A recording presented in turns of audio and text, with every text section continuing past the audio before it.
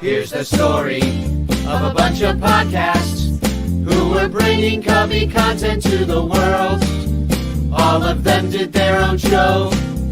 Unconnected, obsessive baseball nerds.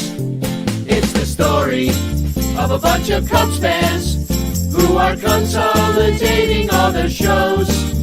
They're uniting, doing it together, so we all can grow. Cup of Cubby Blues combining with Sunranto, Baseball Rabbit Hole and Cubs PS Plus. With Cubs Pod and Bricks behind the ivy, they're all teaming up to be the Bleacher Bunch, the Bleacher Bunch. We love the Cubs, that's the way we became the Bleacher Bunch.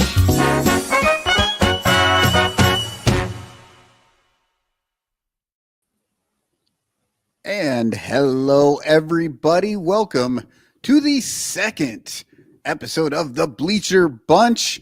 And just like your Cubs TV booth, we're going to switch up the hosts every single time so nobody gets comfortable with any of us. I am Michael Cotton, your host, and I'm joined by Sarah Sanchez of Cup of Cubby Blue. How's it going, Sarah? Well, you know, I'm personally doing as well as one can be doing at this point in time in 2025. So, you know, basically let's just establish that existential dread is a thing. But yeah, I'm here. I'm happy. Hanging out. I am with you on the existential dread. It is it is a thing. It is rough. But yeah, we're here. We're on the cusp of a big, fun weekend in Chicago that you will be taking part in. A lot of people will be.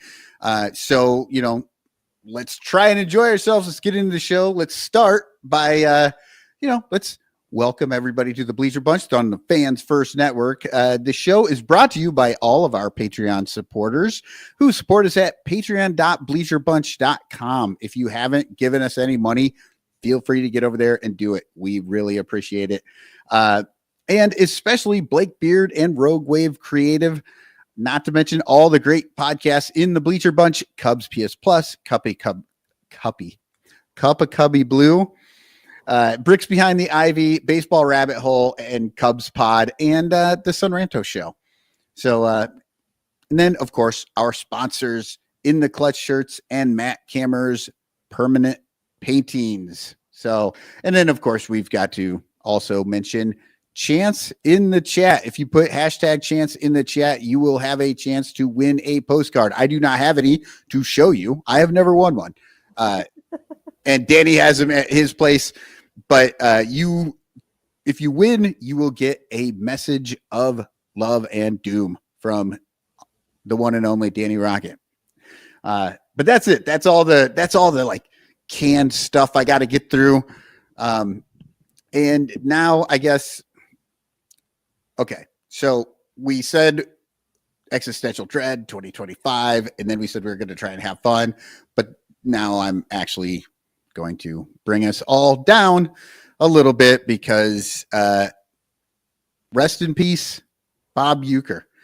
Pour one out for Bob. When we figured this out right before the show, 90 years old, 10 days away from his 91st birthday. And Bob Uecker succumbed to, I think, cancer or maybe just old age. When you're 90, he might have just succumbed to being 90, you know? Yeah, exactly. That's what I always think too. When somebody's really old and they're like, the cause of death is not known. I'm like, well, they're just really old. Anything can kind of get them. Yeah, Terry E says RIP, Mr. Baseball. And I went out and decided I'd dig up a little thing because most of us never got a chance. Oh, wait. And it's disappeared. But I was going to say, most of us never really got a chance to see Bob Uecker in his prime, in his heyday. But look at this. Found this. This is 1963 Bob Uecker's baseball card. He got his start in 62, so this would have been his sophomore season with Milwaukee, but not the Brewers. Back then, they were the Milwaukee Braves. So, But that's a good looking picture, don't you think? It's a great looking picture. And I just want to, I want to flag a couple of things here because, man, there will never be another guy like Bob Uecker, one of a kind. Don't get the nickname Mr. Baseball by accident. Couple of things. The first time that I heard Bob Uecker call a baseball game was actually in Major League. My brother and I and the neighborhood kids, there was like a neighborhood gathering, and it was the night that Major League premiered on HBO.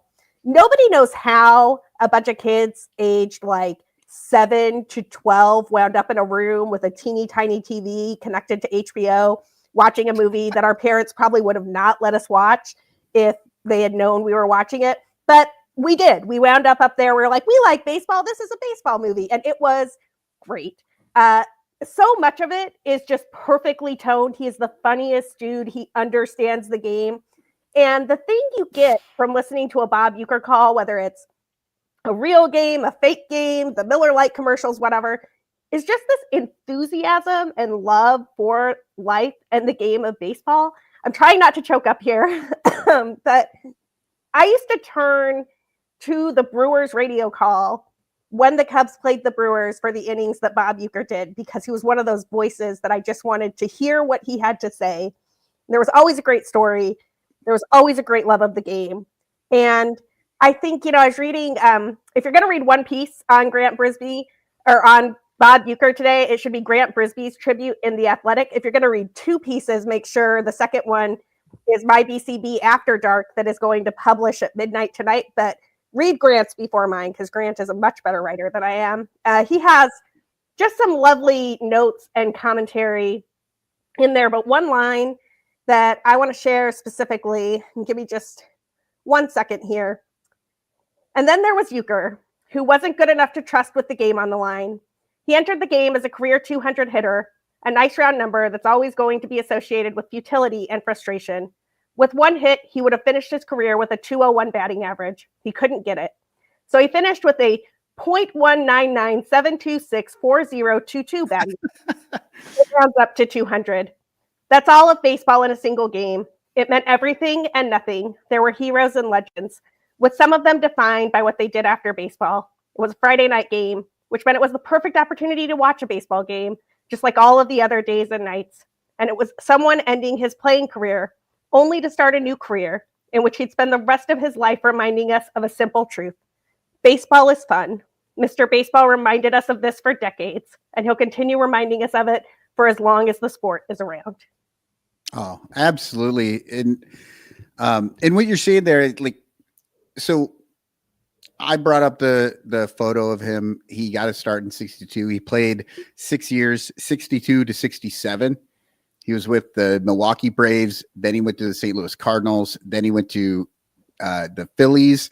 And then he got traded to Atlanta, where the Milwaukee Braves had moved. So he went back to his old team in a different town to finish out that career. And yeah, he just wasn't good as a baseball player. I mean, he was better than any of us. He was top 1% of the world because he was a Major League Baseball player for 6 seasons. That's amazing, no matter how you cut it. And, but he couldn't quite hack it. And, I became aware of him as a child because obviously his playing career was done 10 years before I was born, basically. And he had already moved on to the booth. He started the booth in 1971 with the Brewers and was still their announcer when he died just today or yesterday, whenever his actual date of death was. 54 years. 54 years. Like that's obviously longer than we've been alive.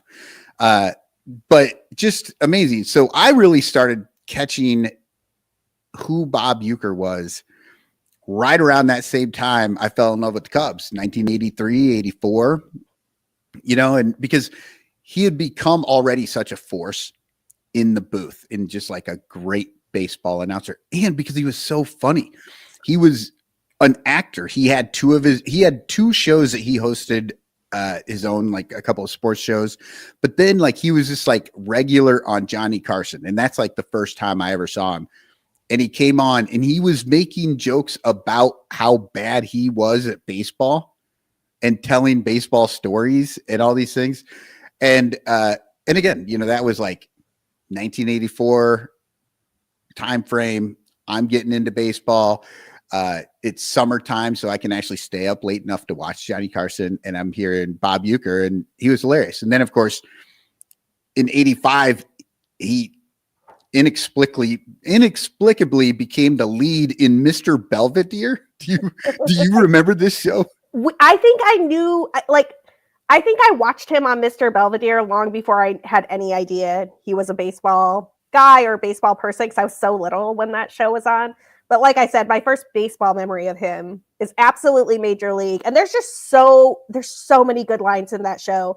But the one that everybody, always goes to is just a bit outside. However, the follow-up to that is even better. He's like, he tried the corner and missed. It's, how are these guys laying off pitches that close? It's so good. Deadpan and perfect. And there will never be another Bob Uecker. And we're so lucky that we got to listen to him call baseball for so long.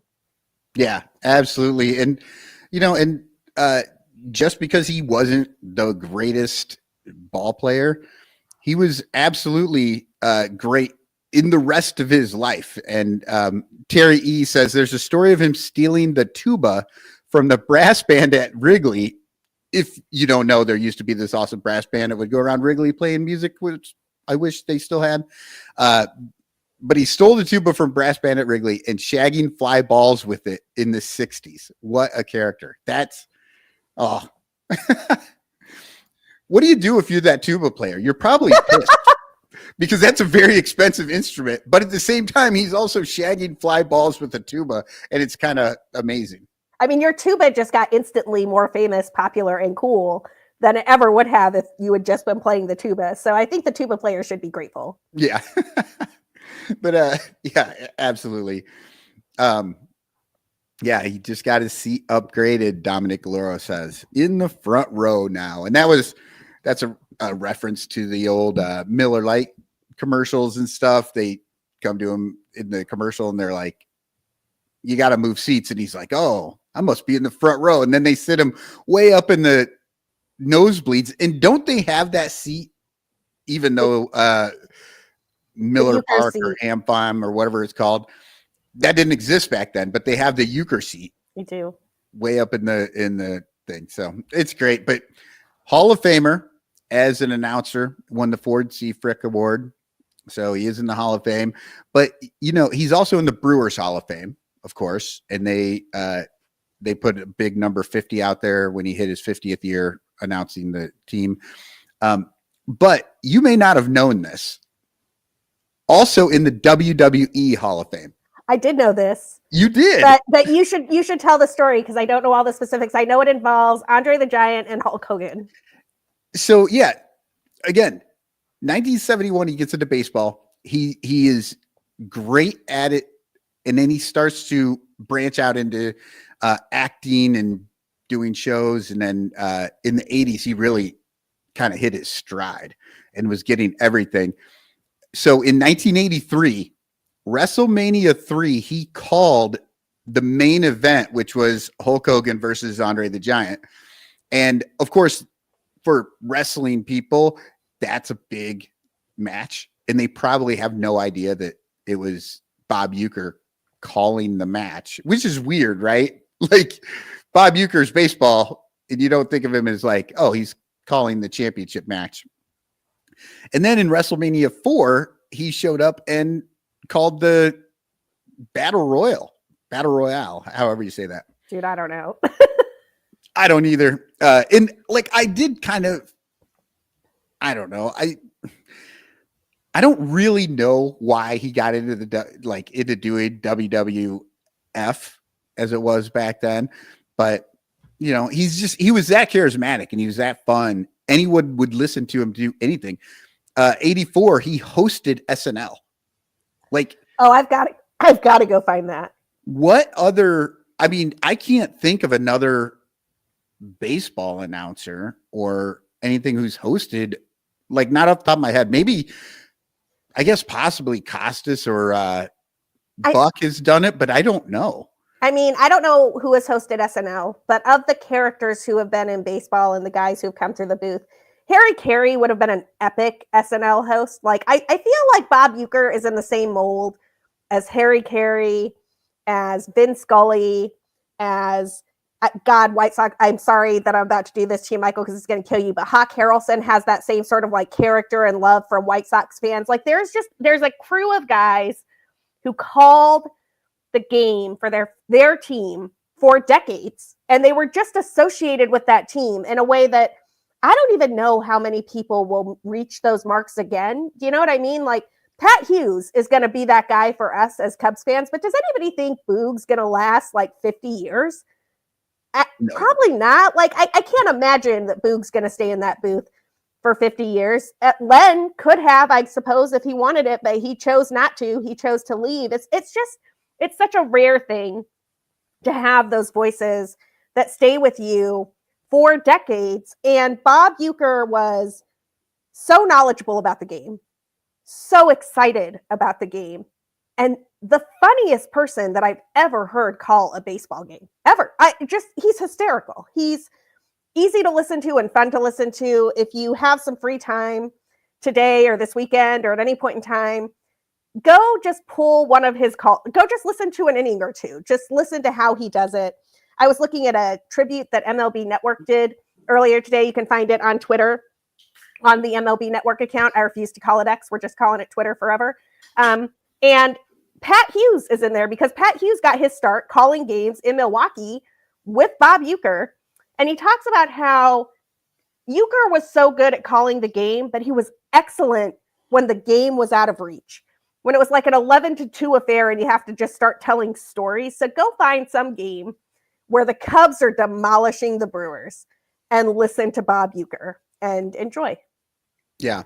I'm glad you said that about Pat Hughes, because I was going to actually bring that up. So Bob Uecker is obviously synonymous with the Brewers. He was there forever. That is who it is. And we are a Cubs podcast. And, obviously we pay respects to anybody from any team that has that sort of impact on the game. But also the Cubs have basically his lineage calling our games. I mean, Pat Hughes worked with Bob Uecker for 12 seasons from 84 to 95. And then after the 95 season, that's when the Cubs hired him, and he's been with the Cubs since 96. And so like that, obviously, like the things that we love about Pat Hughes, he was some of that Uecker, kind of rubbed off on him. Like he had a great mentor and a great person to come up and learn how to do his job. And now they're both Hall of Famers as, Ford C. Frick Award winners. So as God intended. And I think we're going to share a three-part comment here from our friend Corey Furlong, because this is too good to not share. I'm going to let you narrate it. I'll trade out the clips. Okay. So Corey Furlong, and Corey, you have told me this story, and I know you've told Danny, but I don't know if we've allowed the listeners to hear this wonderful story. But Corey Furlong was out on a golfing at a Field of Dreams event. Corey lives near the Field of Dreams. But he said Bob was in a foursome in front of them, so they kept catching up to them at the following tee every hole, because if you've been to these things, you always catch up with the guys. We're all recounting our late night escapades. And Bob says, "Hey, Corey, you ever throw a prostitute off a bridge before?" "Me neither." And Corey says it was a day of fun stuff like that, and it was memorable. Oh my God. Like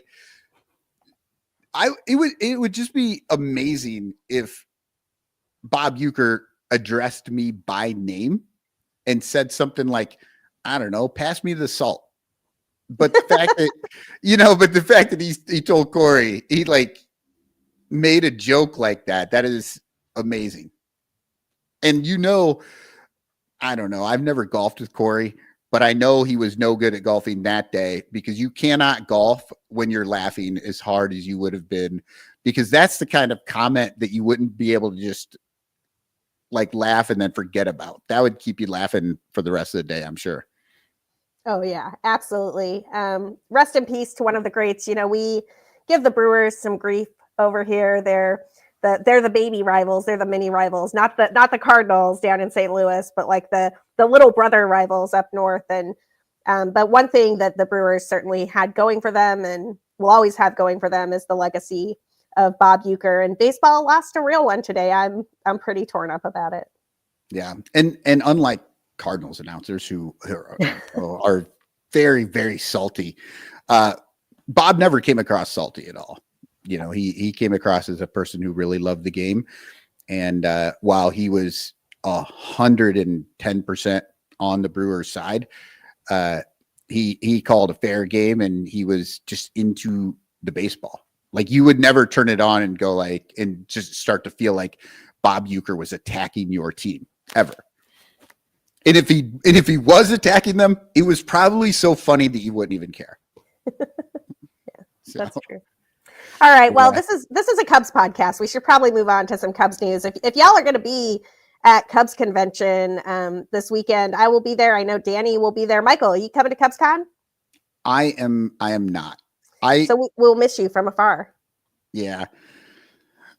Yeah. And we're going to, do you want to talk CubsCon now, or you want to talk some of the players one player that won't be there, Miles Mastrobuoni.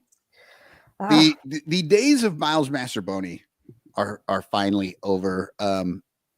Pour one out for Mike Waller, Mastrobuoni's biggest fan. But yeah, he was DFA'd on the 9th in order to make room for Matt Festa coming on the team and being on the 40 man. And then the Mariners decided to pick him up for, of course, cash considerations. One of the lowest hanging fruit of jokes that are out there is a picture of somebody just whose name is cash considerations. But what do you think about this? Like, were you surprised? I was not. I'm surprised that it didn't happen years ago. Really going to miss that 542 career OPS. I truly, one of the games I used to play with myself at Wrigley is whenever Miles Mastrobuoni was up, I would check to see if his OPS was over 400 yet or not. We're not talking on base percentage here, people. We're talking on base plus slugging. Was generally right around 400 or thereabouts. I mean, I will say this about Mastrobuoni.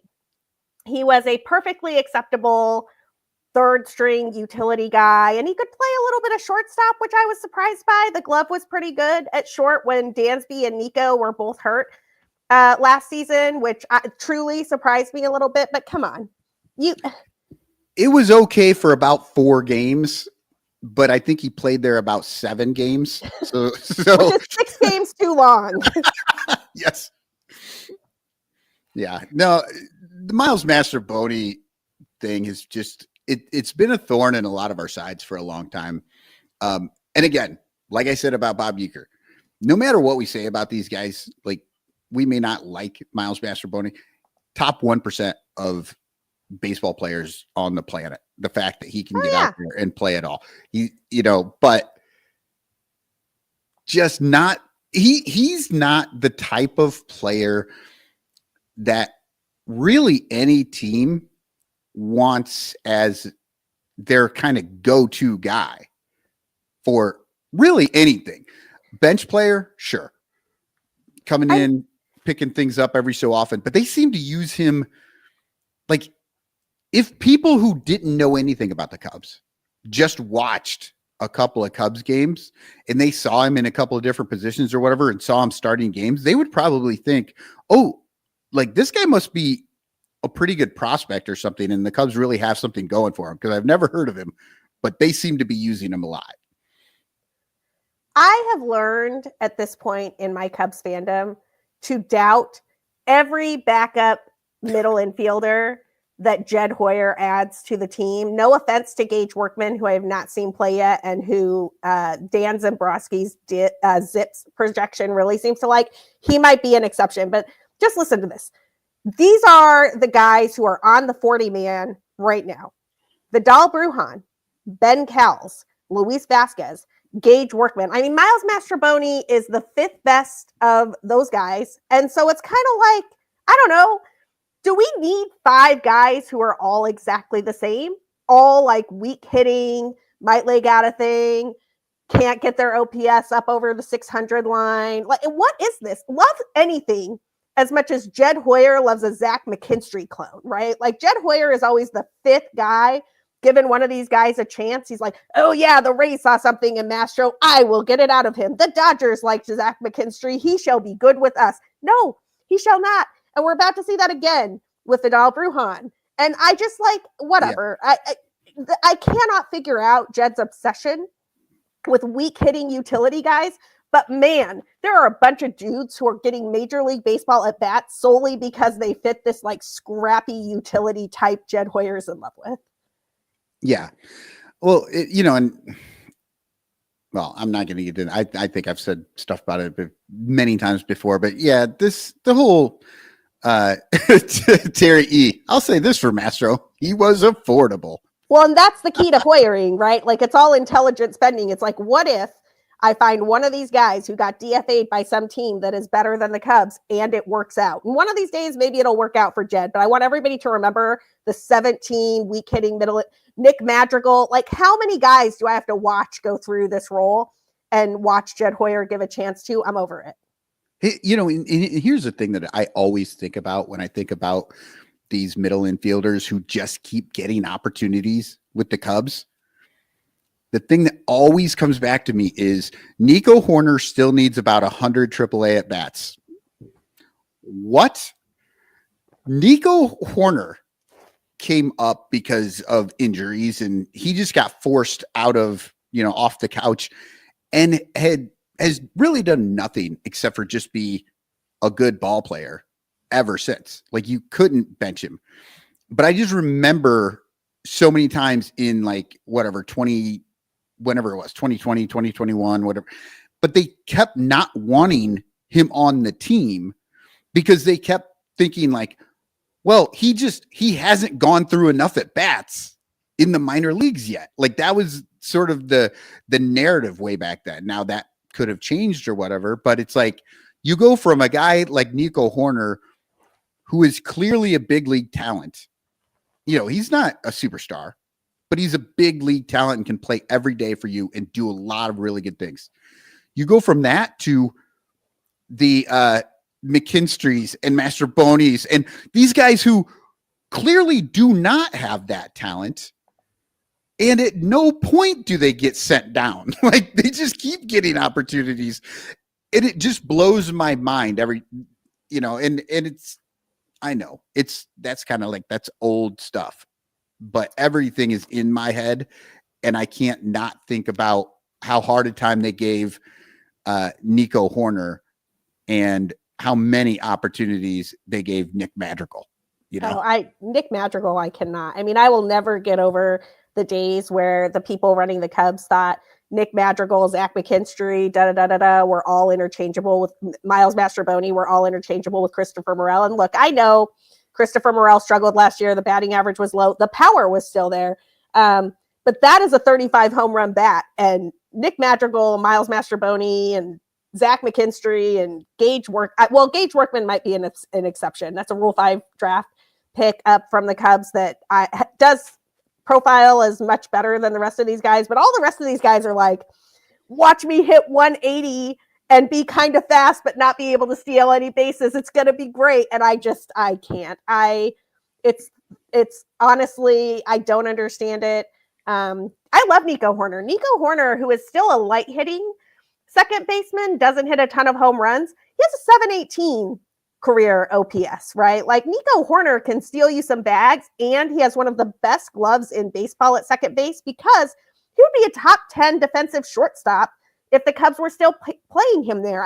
Maybe people have forgotten about this, but right before the Cubs signed Dansby Swanson, the two outs above average leaders in baseball were Dansby Swanson and Nico Horner at shortstop. So the Cubs have basically taken two of the best defensive shortstops and paired them up the middle, which is outstanding.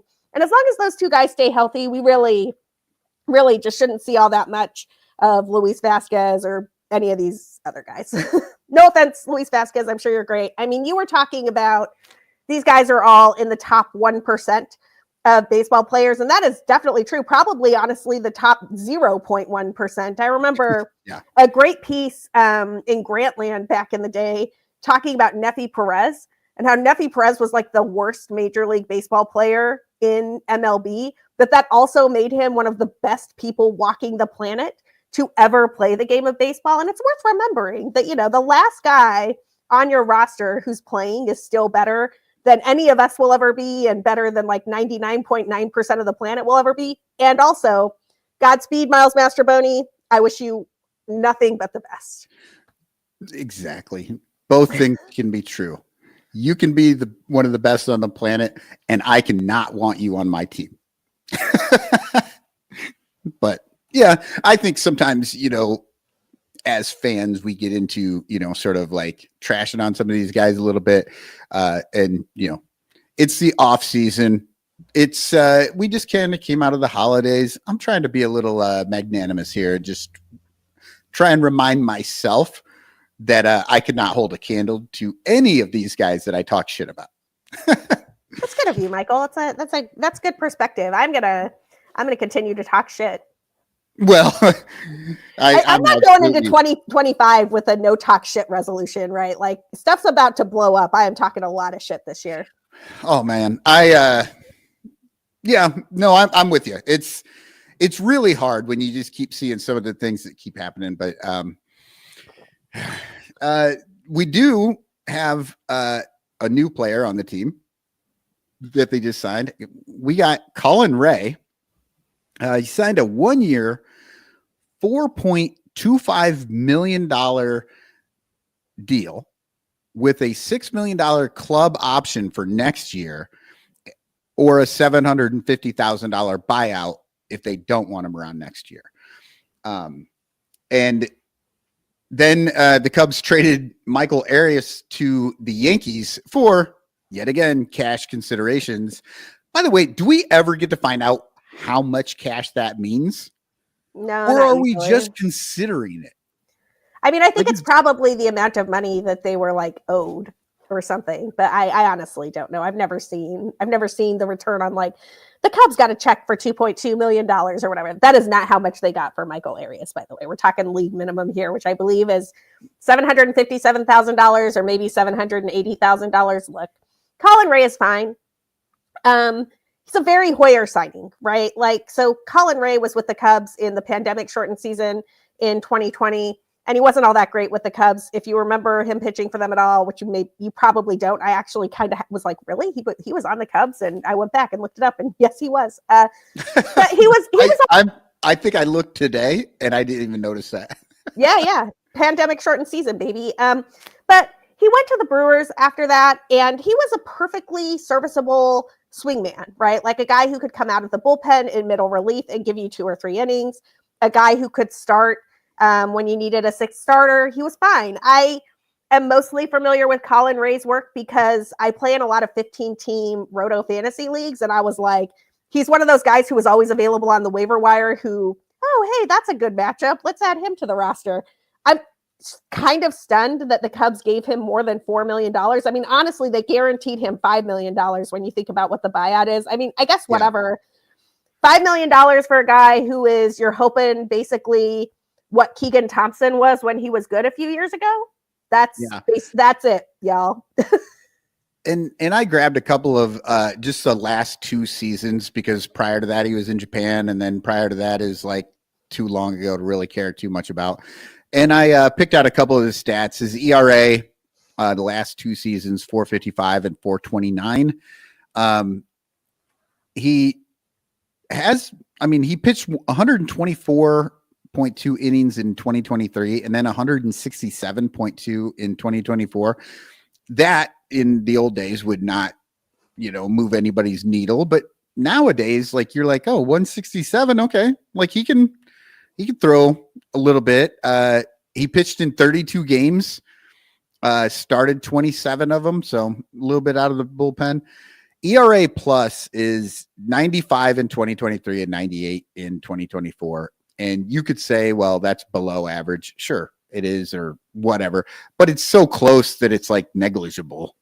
And his FIP is slightly higher than his ERA has been, but not unreasonably higher. So what he's doing on the mound out there is, basically what he is doing. And the Cubs, like you said, we've got Dansby and Nico in the middle of infield. That will help him, hopefully. So, but of course, the Brewers also had really good defense last year. So, yeah, the Cubs have consistently been fit beaters recently because of the defense that they put out there. Now, one thing that I am curious about with all of the Cubs pitchers this year, except maybe Justin Steele, who I think will beat this, I did a piece, I don't know, a couple months ago for Bleed Cubby Blue, and I followed it up for a piece I wrote for FTN Fantasy looking at park effect changes and which parks had weird outlier seasons in 2024. And the thing that I found in that piece is that 2024 Wrigley Field was the second worst baseball park to hit in Major League Baseball. The only park that was worse from a hitter's perspective was where the Mariners play up in Seattle, and we've all heard tales about how terrible it is to hit there. You've seen what happened. Like Teoscar Hernandez got traded there, was terrible for a year, had to take a pillow contract with the Dodgers to reestablish his value. The similar thing happened with Jesse Winker. A similar thing happened with Eugenio Suarez. So, that is a terrible park to hit in, but Wrigley barely played better than T-Mobile last year. And two things about that stand out. One is that it was driven by all types of contact, including and especially home runs, which means if you're thinking, why didn't Dansby hit more home runs? Why didn't Bellinger hit more home runs? Why didn't Bush hit more home runs? Why didn't Morrell hit more home runs? Well, a large factor was the park effect at Wrigley. Now, I bring all that up because if you're looking at the Cubs pitchers, they benefited from that, right? Like that spectacular season that we saw from Shota Imanaga, and everybody was worried about his fly ball tendencies and how many home runs he was going to give up. Well, he definitely benefited from the fact that Wrigley Field played super weirdly low for home runs last year. And so did Javier Assad. And so did Jamison Taillon. And when you look at their splits, home and away, the only guy that doesn't have a pretty sizable home away split is Justin Steele. So I do sort of wonder what happens to a guy at a league average pitcher a la Colin Ray when he's playing all of his games at Wrigley and it's not a season where the wind is blowing in all the time. Assuming he's that league average guy, great. If Wrigley normalizes on the home run front, I think the Cubs could be in a lot of trouble with quite a few of their pitchers. It's not just Colin Ray. Yeah, it will be definitely interesting to see how that all plays out, because we've heard a lot in this, postseason, this offseason now about how bad Wrigley was. And so unfortunately for those of us who pay close attention to this stuff, there is that sort of in the back of our mind, like you just mentioned, like next year could be a little iffy, no matter how excited I get right now. But I mean, right now we have a rotation of Steele, Imanaga, Taillon, Matt Boyd. I forgot about him. I did too, and I didn't notice until I saw an article by Jordan Bastion who says those four have the first four spots locked up. That's according to this article. I'm not 100% sure on the whole Matt Boyd thing, but that's what they're saying. Those are basically locks. And so then you've only got your number 5 position that is open. And that would be between Colin Ray, Javier Assad, and then Brown, and then Wicks. Those are the 4 that are kind of right now in that mix. But then you've also got Keegan Thompson and Brown down there too. Cade Horton, man. Don't forget Cade Horton. I mean, I look at this situation and I think a couple of things. One is you can never have enough starting pitching. So I like that the Cubs are running 8 deep here with names that we feel comfortable can start a Major League Baseball game. But the second thing I look at here is something that's been happening with a handful of teams, and they never say it. They never come out and say, we're doing a 6-man rotation. But if you go back and look at what the Dodgers have done over the last few seasons and what they started doing pretty explicitly last year when they brought Yoshinobu Yamamoto over from Japan, they are functionally running a 6-man rotation. They're trying to give Tyler Glasnow a bunch of rest. They're trying to make sure Kershaw doesn't pitch too many innings. They've got a whole bunch of guys who have dealt with injuries over the year, and they're functionally running a 6-man rotation. I do wonder if the Cubs are also going to try to run what is functionally a 6-man rotation, even if they don't call it that. And one of the reasons I think they might do that, Shota Imanaga, if you looked at his starts last year, remember there was that game, so he came out and he was like the modern day Fernando Valenzuela for like the first 7 or 8 starts that he had, and then he was supposed to pitch in St. Louis, but the game got delayed and they had to move it to the next day, and they just skipped his start entirely and tried to pick it up, and he never really hit that stride again. I read that as the Cubs looking to give Shota extra rest because Japan does run on 6-day rotations, and he was about to pitch more. He was definitely going to pitch more last season than he'd ever pitched in his career, but there was a possibility that by giving him those rest days, they could pull some of those innings off. I just sort of wonder if the Cubs are going to acquiesce to modern day analytics on usage and innings and all that type of stuff. And they won't tell us it's a 6-man rotation, but you'll see Ray out there when it's a good matchup for him. And you'll see Assad out there when it's a good matchup for him. You'll see Wicks out there when it's a good matchup for him. You'll see Steele get a day off here and there. You'll see Imanaga get a day off here and there. And it'll just be kind of one of these situations where 6 to 8 guys functionally roll out a 6-man rotation all season. Yeah, no, I could kind of see that. And then, I mean, we have seen, not very consistently, but we've seen some sort of piggyback starts as well, where you know, so you wouldn't call him your 5th guy, or you would call him your 5th guy, even though you don't know if it's going to be Brown starting and Assad coming behind him, or Assad then Brown, or however they're doing it. But they do have a plan to pitch guys like maybe 3 or 4 innings, and then another guy come in for 3 or 4 innings. And then if you had a closer, which the Cubs don't, you would have a closer come in to finish it out. But let's talk about the closer thing for 1 second, because there's a guy you named as a starter who I actually think could be a Cubs closer, and that is Ben Brown. Before I get into Ben Brown, I think Porter Hodge is great. I think everything we saw from Porter Hodge last year means he could close. And I'm still feeling a little bit scarred from the Adbert Alzolay experience, where I'm like, you watch like half a season of a guy being a good closer. That does not mean he's a closer. But Ben Brown really has a 2-pitch mix. And when he's on, it's filthy. And I just sort of wonder if the Cubs transitioned him to a late inning guy and they let him pitch the 8th or 9th, he could be nasty, man. We watched him take a no-hitter into the 6th, 7th inning this season. Him and Hodge could sort of become those homegrown back end 8th and 9th inning guys. You know how Milwaukee always has like 7 of those guys and we're like, where did they come from? Maybe the Cubs are starting to develop a little bit of that, but it is nice to see this level of pitching depth. I would love them to have gone out and signed a really good starter who pushed everybody down a notch. I'm fine with Justin Steele as the ace. Fine with Shota as the ace or the number 2. I don't care, however you want to flip those guys. But wouldn't it be amazing if those guys were the 2 and 3 and there was like a Corbin Burns at the top of this rotation? It is driving. Why can't we have nice things, Jed Hoyer? Help me. Well, that's the perfect transition into the reason we can't have nice things is because Roki Sasaki has said no to the Cubs. The reason we can't have nice things is because Jed Hoyer thinks that the only way you sign an ace is if he costs as little as Roki Sasaki does. The Cubs absolutely have enough money to go out and sign themselves a real ace. They pretend we don't. But yes, let's talk about the Roki Sasaki sweepstakes. And, newsflash, the Cubs were in and then they lost like they always do. Hashtag Hoyering. Yeah.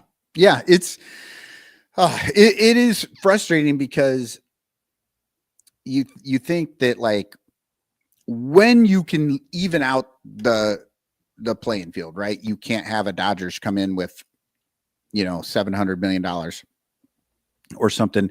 The playing field is even. And you're like, well, then we have a chance, like this is the Cubs. They're a top name team. They've got the best place to play. They've got so much going for them. And then they still don't get the guy. And it is very, very frustrating. And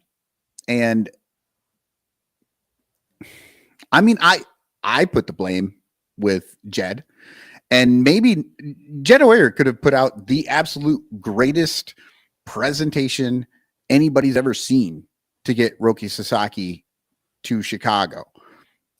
But look at the last 4 or 5 years. You can't, there's no presentation that is going to get you past that. And he's in his last year. And I mean, I think you and I agree on this, that nothing should save Jed's job. I think he should be gone no matter what. And I'm glad that he's still, generally working to build this team better. But I hope it falls to somebody else's shoulders next year. I don't have any faith in Jed Hoyer at this point. And maybe Jed Hoyer goes off somewhere else and does something great. Fine. But I'm never going to be able to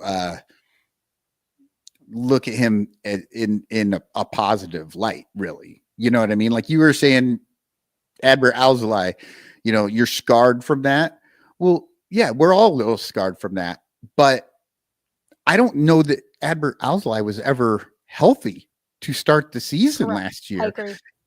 And so it's like, but that is the kind of thing that comes down to your front office, to your management, to everybody. Like, what are you doing putting that guy out there if he's not ready? And so for people out there like yourself, like you're saying, you're a little nervous about Porter Hodge because of that Adbert thing.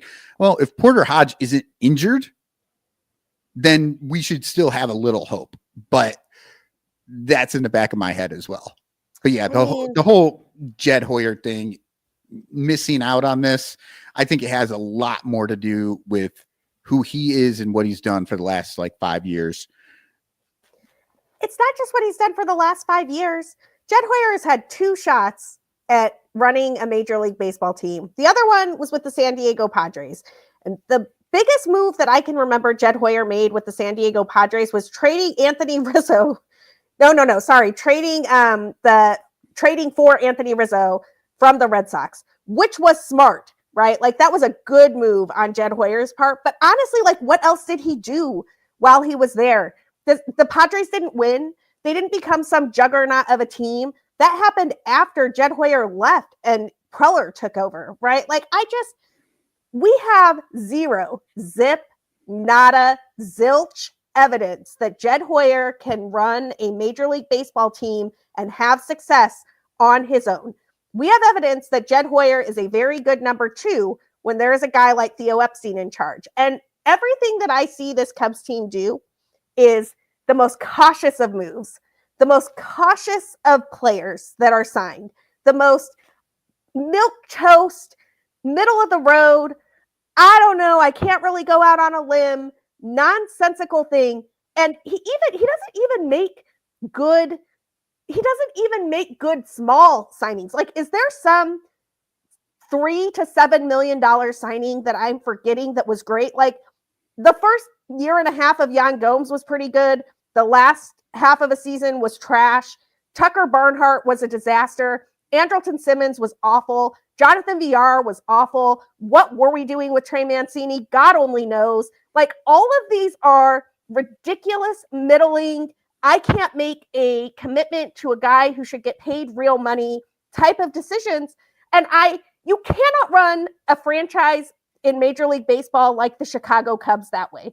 You might be able, if you are super smart, super savvy, and have an excellent farm system, to run, say, the Milwaukee Brewers that way, or to run the Tampa Bay Rays that way. But this is not Tampa Bay, and this is not Milwaukee. This is the 3rd largest media market in baseball that plays in the crown gem that is Wrigley Field.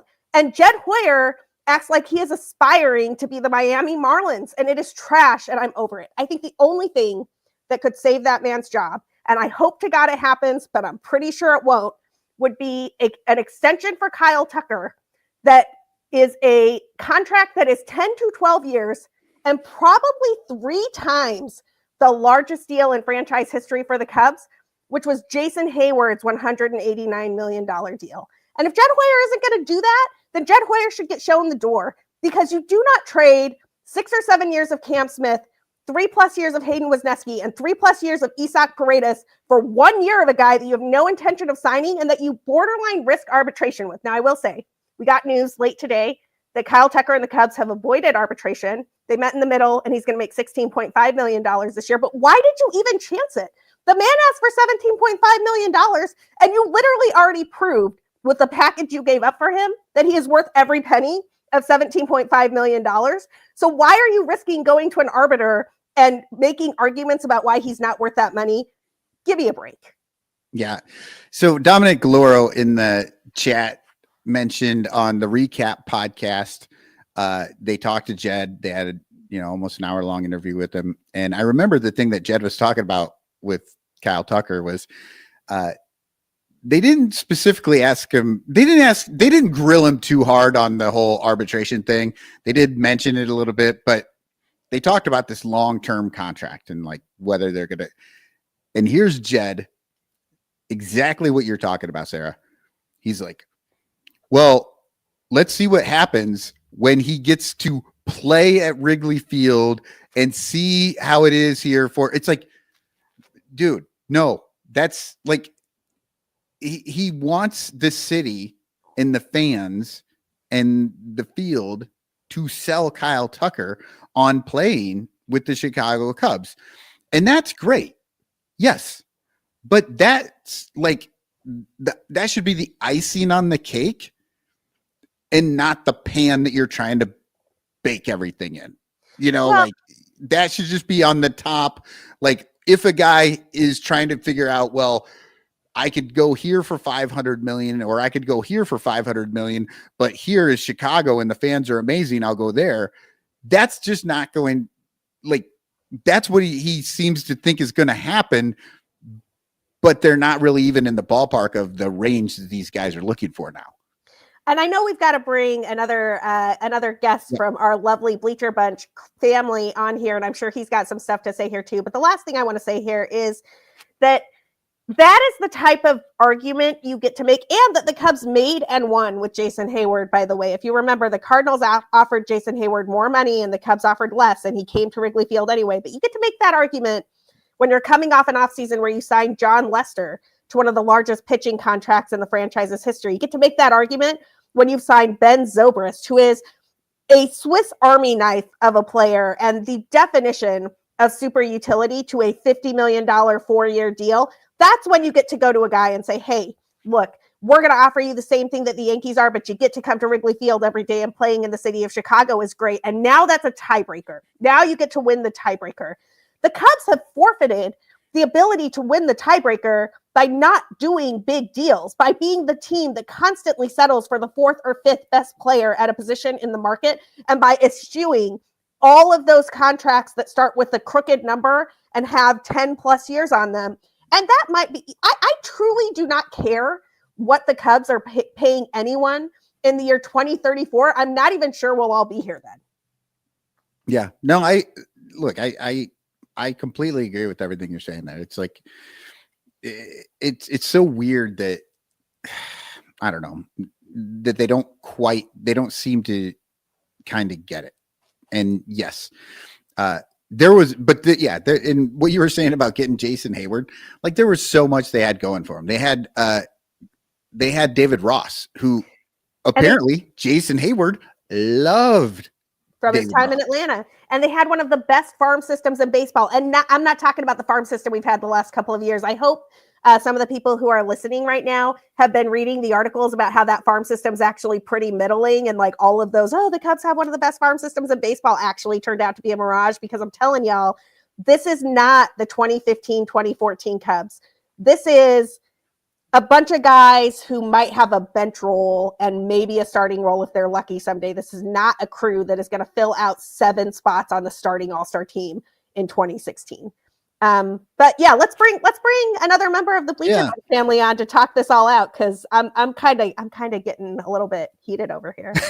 That's good. Okay, welcome to the show, Jeff. Hey guys. Hey, Candid Jeff. Cubs Rogauskis. He does the Hey, Brick wow. Behind the Ivy podcast, part of the Bleacher Bunch group. So, Jeff, you've been sitting backstage and getting to listen to us bitch about this here a little bit. And what do you have to?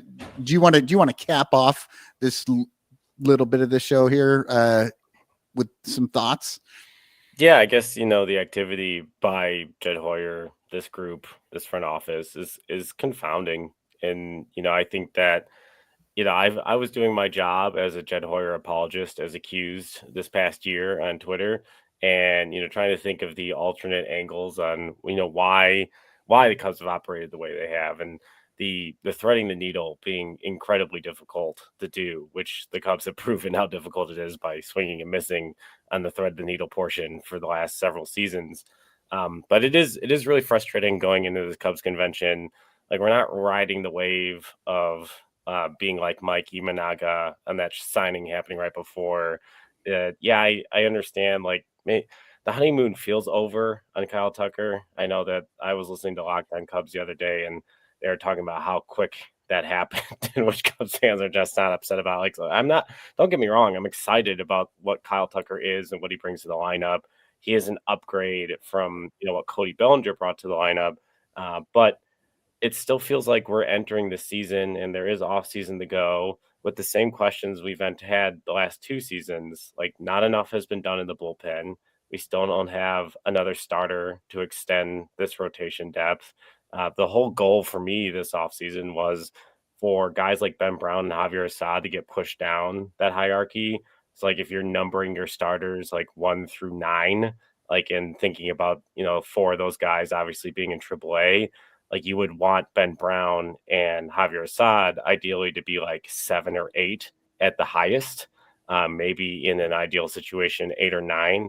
And I just don't think you achieve that with Colin Ray or Matthew Boyd. I think they're solid signings, but the issue I have with the two of them is, if you're looking at the number of innings you need to cover on a Major League Baseball team in a season, Matthew Boyd and Colin Ray, based on health, if they're your 4 and 5, aren't covering enough innings.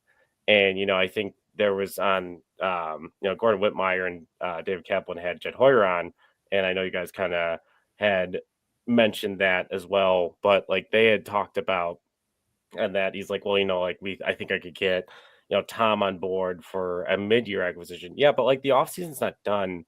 And like, a mid-year acquisition is terrible. It's January. We're talking about exactly mid-season acquisitions.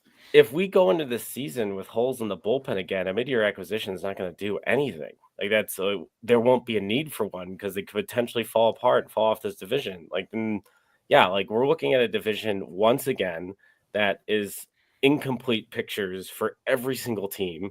There's like high points on each team. There are fun points to talk about.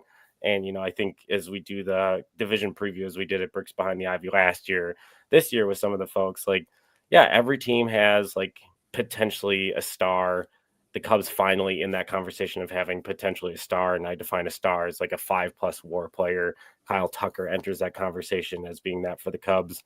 But like, every team also has a fatal flaw. Like, can the Pirates hit enough to help Paul Skeens? Like, are the Reds going to be defensively good enough? Is their bullpen actually finally going to finish games for them so that they win? Is Terry Francona going to be able to help that? Like, are the Brewers, is that mojo finally just going to disintegrate? They don't have enough bullets in that rotation in the back in that pen now that with Williams and Hader gone. Like, are they going to be able to finish games out effectively? Probably the answer is yes, because like, life is unfair. And like, you've got the Cardinals, who are just not trying, but like, they're the freaking Cardinals. They're going to come out of nowhere and just make me feel stupid about thinking that they're done. And then you have the Cubs, who again have a third base problem. Like, Matt Shaw is the highest floor of a third base problem we've had going into a season. Like, I have high hopes for him, but I would have preferred an established player there, and Shaw like kind of the bang down the door and take a job, or like start the season with the flexibility. Having too many good players and finding a place for them to play is such a good problem to have. Look at the 2016 team is a perfect example of that. Like, everybody was sweating about, like, what are we going to do with Kyle Schwarber and Jorge Soler? Like, how are we going to get all this playing time?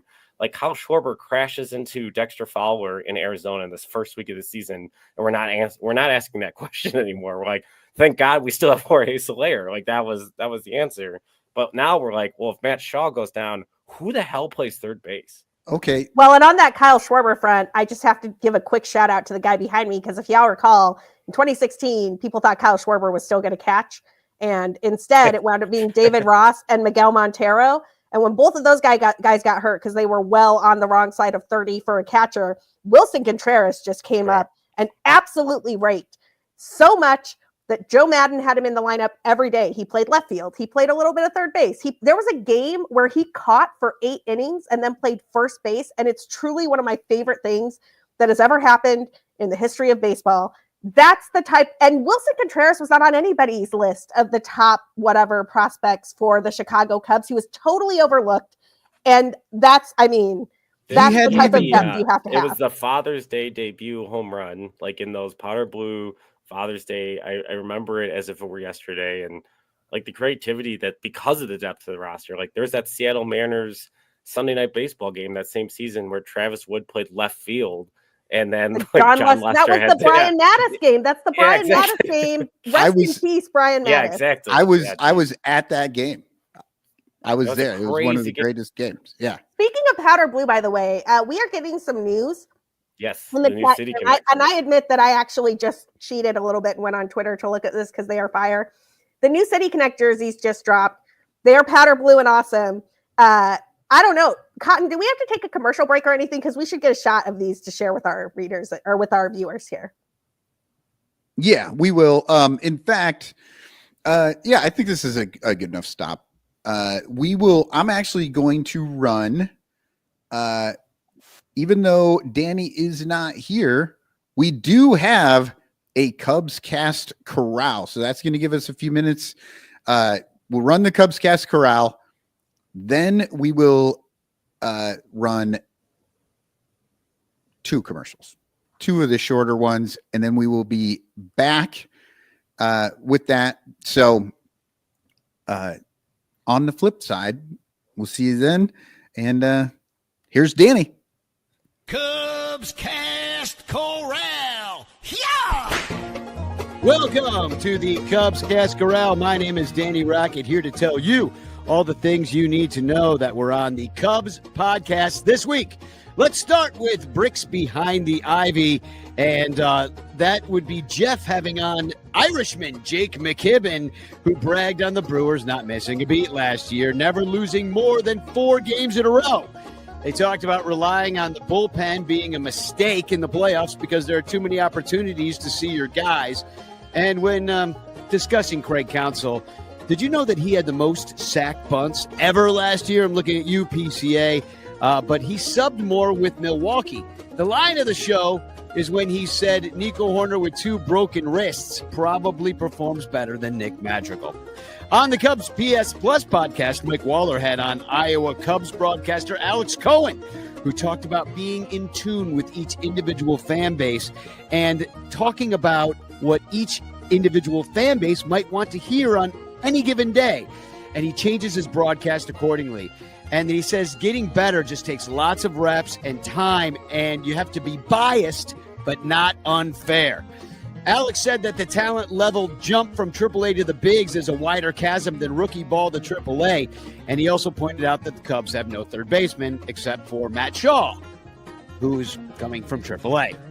On the recap podcast, Jed Hoyer joined Cap and Gordo and said he regrets non-tendering Kyle Schwarber. But now he's thrillingly working on shoring up the bench and pen. And he said almost all trade rumors are just simply not true. Said the Cubs are in a better position with their TV money than other teams, and that ownership would definitely greenlight a big deal at the deadline. So that's good to hear. Gordo said the Cubs should be favorites to win the division, to which Hoyer lamented that unlike in the past, there are no bad teams to beat up on anymore. There are a few. On the Fly the W podcast, Crawley had on Jen Martindale, who is the VP of Marketing in charge of CubsCon, who talked about all the great events the Cubs will be hosting that are basically based on fan feedback, including smaller discussion rooms with Ed Hartig and also Sosa and Tucker. Kyle Tucker will be on the compound. And you can also go tell Tom Ricketts that he's a cheap bastard right to his face at a steakhouse if you'd like to. That's all part of CubsCon. It was brought up that how unfair the Sasaki process really is, because some team is going to get him on the cheap instead of having to draft him. And then it also pisses off the Latin players who have a completely different system to come through. They also wondered if Alex Bregman would accept a Bellinger light short deal, although the rumor is he now won't. And pitchers and catchers will be February 9th this year, earlier than usual because of the Japan series, which we now know is will have non-transferable tickets, no scalping. Then Crawley interviewed the creator of CubsCon, John McDonough, who talked about the history of that awesome event.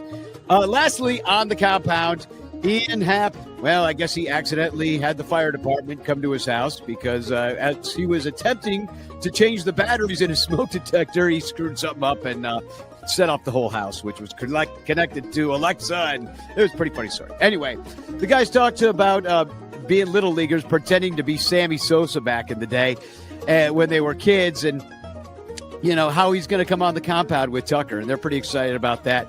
They also argued that the Cubs' Japanese players are just as good as the Dodgers' Japanese players. And they did laugh at Cubs fans for not thinking that Sasaki was really out on us because it wasn't reported by a beat reporter, but just some random guy.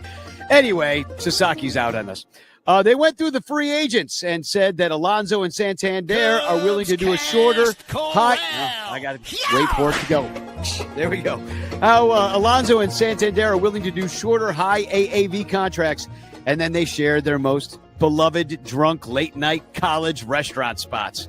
Also, is Zach Short off the show? Guess he's off the show. That's too bad. He was one of my favorites. Said fuck a lot. And that was your Cubs Cast Corral. Do you ever find yourself longing for long walks and talks about catcher metrics? How about a coffee over run differential? Maybe a candlelit dinner dissecting what exactly is the curious case of Miles Mastrobuoni? If you have, I have just the place for you, the Cubs PS Plus podcast. Come join us. Cubs PS Plus, a Northside numbers game, can be found wherever it is you get your podcasts, and on Twitter, Instagram, TikTok, and YouTube, all at Cubs PS Plus, a spin on the baseball metric OPS Plus. Are you ready? I'm ready. Here we go. If you like the Cubs a bunch, buy your t-shirts from In the Clutch. We've got all the best styles for you. Dansby, Saya, Morel too. Clark Fly in his W. Cody Bellinger, smoking dudes. Vintage shirts from days of old. Patrick Wisdom and Nico. You'll look sharp wearing your stro. 10% off with the code SONRANTO. SONRANTO. InTheClutch.com is your store for the most fun baseball shirts on the planet. Don't forget to use promo code SUNRANTO to knock a couple bucks off your purchase. Stack or die, we need more cups. Get it all at In The Clutch. Cause if you like the Cubs a bunch, buy t-shirts from In The Clutch. Get it all at In The Clutch. Get it all at In The Clutch.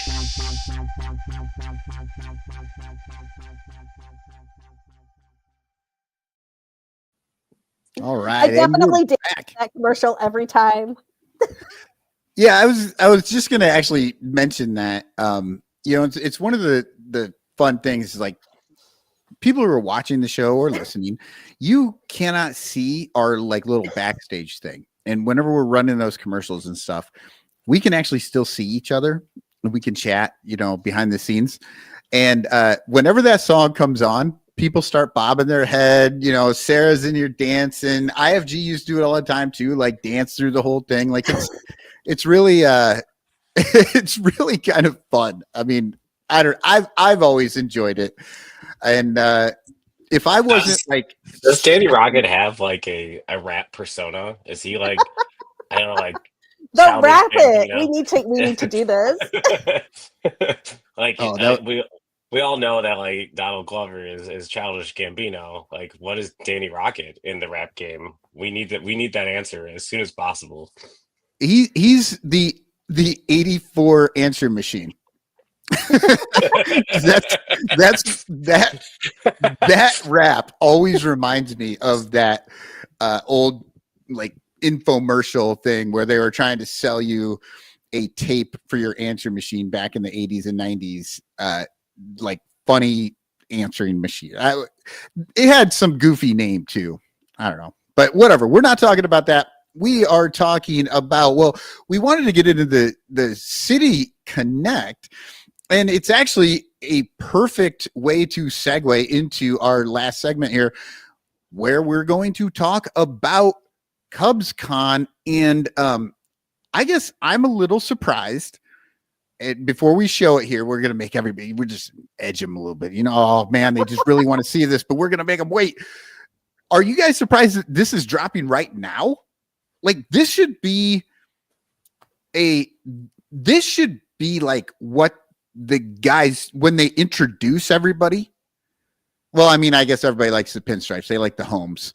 But at some point, like, the players out on the stage should be the ones to break this news, not, you know, some big booty man 27 on Twitter or something. But then they wouldn't have a chance to sell more tickets to CubsCon to be the first person to buy the jersey. I mean, I want to give a shout out to Dominic for letting us know that the City Connects dropped while we were having the show, because honestly, I don't check social media all that much while we're recording, so I definitely would have missed this. Huge shout out to you for dropping the news live here, and I'm not all that surprised about it. I'm a little surprised that the Cubs are going to have 2 City Connect jerseys before some teams even have one. Like, aren't there teams that don't have a City Connect yet? Well, I believe they've all. Oh, I thought they were all covered now, and the Cubs, like, prior City Connect is retired now. So like that's exactly. Yeah. So It's like, an attempt to make you spend more money. Can you spend $400 on a jersey again, please? Oh, look, 100%. man, like, it's in my cart already. Like, I have a problem. Like, look at my basement. But like, I mean, it is frustrating because I mean, I would prefer them to have like more of the old school alternates back, like maybe like the '69, like thin blue, like outline of the Cubs, and like a little more of an homage to the actual team's history. But I'm a sucker for new jerseys too, and since we're replacing like the horrendous All-Star Game jerseys with like actual jerseys this year, I can tolerate City Connect changes, because like as long as the Midsummer Classic, like we're actually seeing players in their actual jerseys again, like they can do whatever the hell they want with these City Connects. Yeah. And I'm kind of okay with City Connect as a marketing ploy, because that's all it is. Like, you know, at first I thought it was like, no, these are just going to be the new thing. But then, you know, you find out that, well, we're only going to do 5 teams this year and then 5 teams next year. And then now we've gotten through all 30 teams and now we're starting over and now there's a new thing. It does give us things to talk about, because generally they're bad. Like, they're not very good. The Cubs City Connect, I will say, had to grow on me. Like, when they first came out, the only thing I could see was truck stop fake Cubs jersey. That's what I saw. Like, the kind of jersey that you would see at a truck stop somewhere, that they couldn't use Cubs because it's, you know, trademarked. So they said Wrigleyville on it. And that's what I always saw. But as it went on a couple of years, I was like, these are not so bad. They're not, you know, not too bad. And then, you know, eventually I actually have one, thanks to Corey Furlong, actually bought me some Chinese knockoff one that I actually really like. So it did take a little while. So that's kind of a fun thing too, is that they're doing new things. And I guess now that we know they're just going to keep doing it, it's almost comforting. It's like, well, if I don't like it, if I wait a few years, they'll come up with another one, you know? So, all right. Now that we've made everybody wait for so long, Here it is, everybody. These are the legendary blues. Chicago born, Cubs worn. I love this. I'm a sucker for a powder blue uniform. This is some Yeah, vintage agreed. stuff going on with it. I mean, I liked the old City Connect. I know not everybody did. I really did. I liked that it said "Respect Our Neighborhood." I thought that was a nice shout out to the I was a huge local, fan of those as the well. local Wrigleyville culture, and it also was the same year that Rizzo had done the whole like "You will respect me" thing, and I thought that was great. But this is classic. This is gorgeous. I want one. I want one real bad. And yeah, 10-10, no notes. Yeah. Yeah, I think that the hat too, like is leaked online. Well, not leaked, but is released Oh, do we have a online. picture of that one? I don't know how to share it. But I like had I have to it. like screen grab and then like put it in the media assets. Okay, if there you go. can. Yeah. But while you're doing that, I just want to say the other thing. I think that's the Chicago Star. What is that star? Is that the Chicago Star? It's a Is that Chicago yeah, Star. that's the Chicago Star in the Cubs in It the is, C. So real quick, I'm going to describe this because even though we are on YouTube, there are people who only listen. I am one of those people. So these are they are a light. They're a powder blue. They have on the right side has the number. This one specifically is 25. In what kind of font is that? Sorry, I didn't mean to change that, but No, that's all right. No, this is good. This is so that 8. I like that 8. I didn't like the 25 as much. The 8 looks good.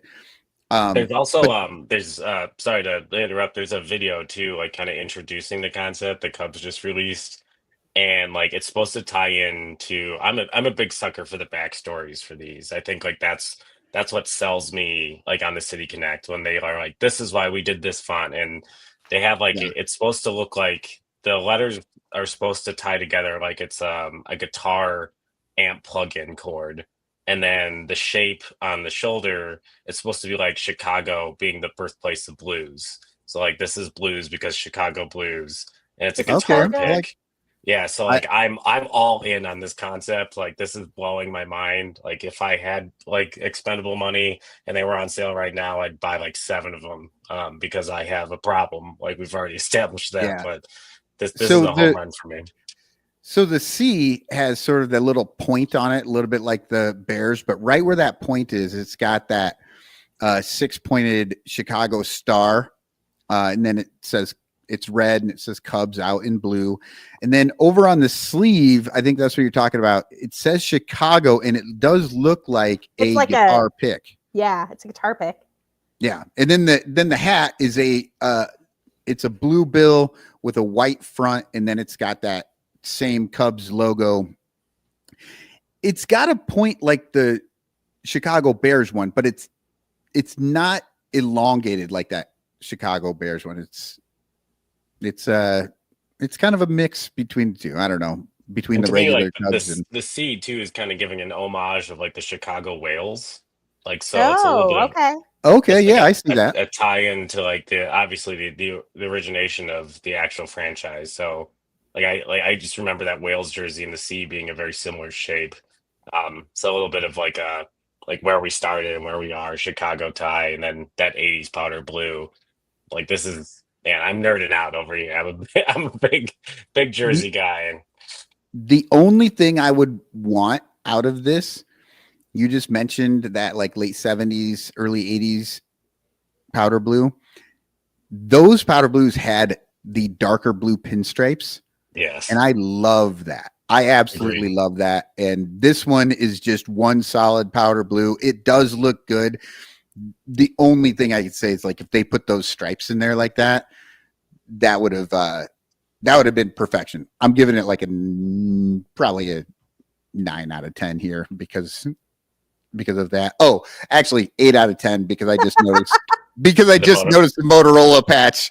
Yeah, Dominic Loro just posted the stupid freaking M over there. Yeah, we're done with that. So You know what my least favorite thing about the Motorola patch is, and my understanding is that they're fixing this for the 2025 season because fans were so upset. Thank God.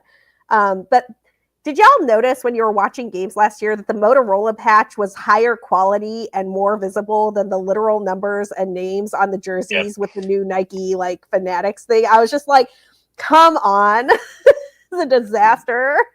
That's what I've been waiting for too, is some clarity on like how they're addressing that, because like the fonts and then the placement of the Major League Baseball logo on the back of the jersey, like it was a disaster. And I know I had like certain people that I buy, like certain stores I buy Cubs jerseys from, and thankfully, shout out to my sponsor for my show, Wrigleyville Sports. Excuse me, there were rules about what they were allowed to sell of old merchandise, like they had gotten from the distributor, and like they couldn't mail out old merchandise. Like it had to be pickup order, because like they had become such high demand, like in the old correct font instead of the new jerseys, that like Nike had like made these restrictions on how they were supposed to distribute these things.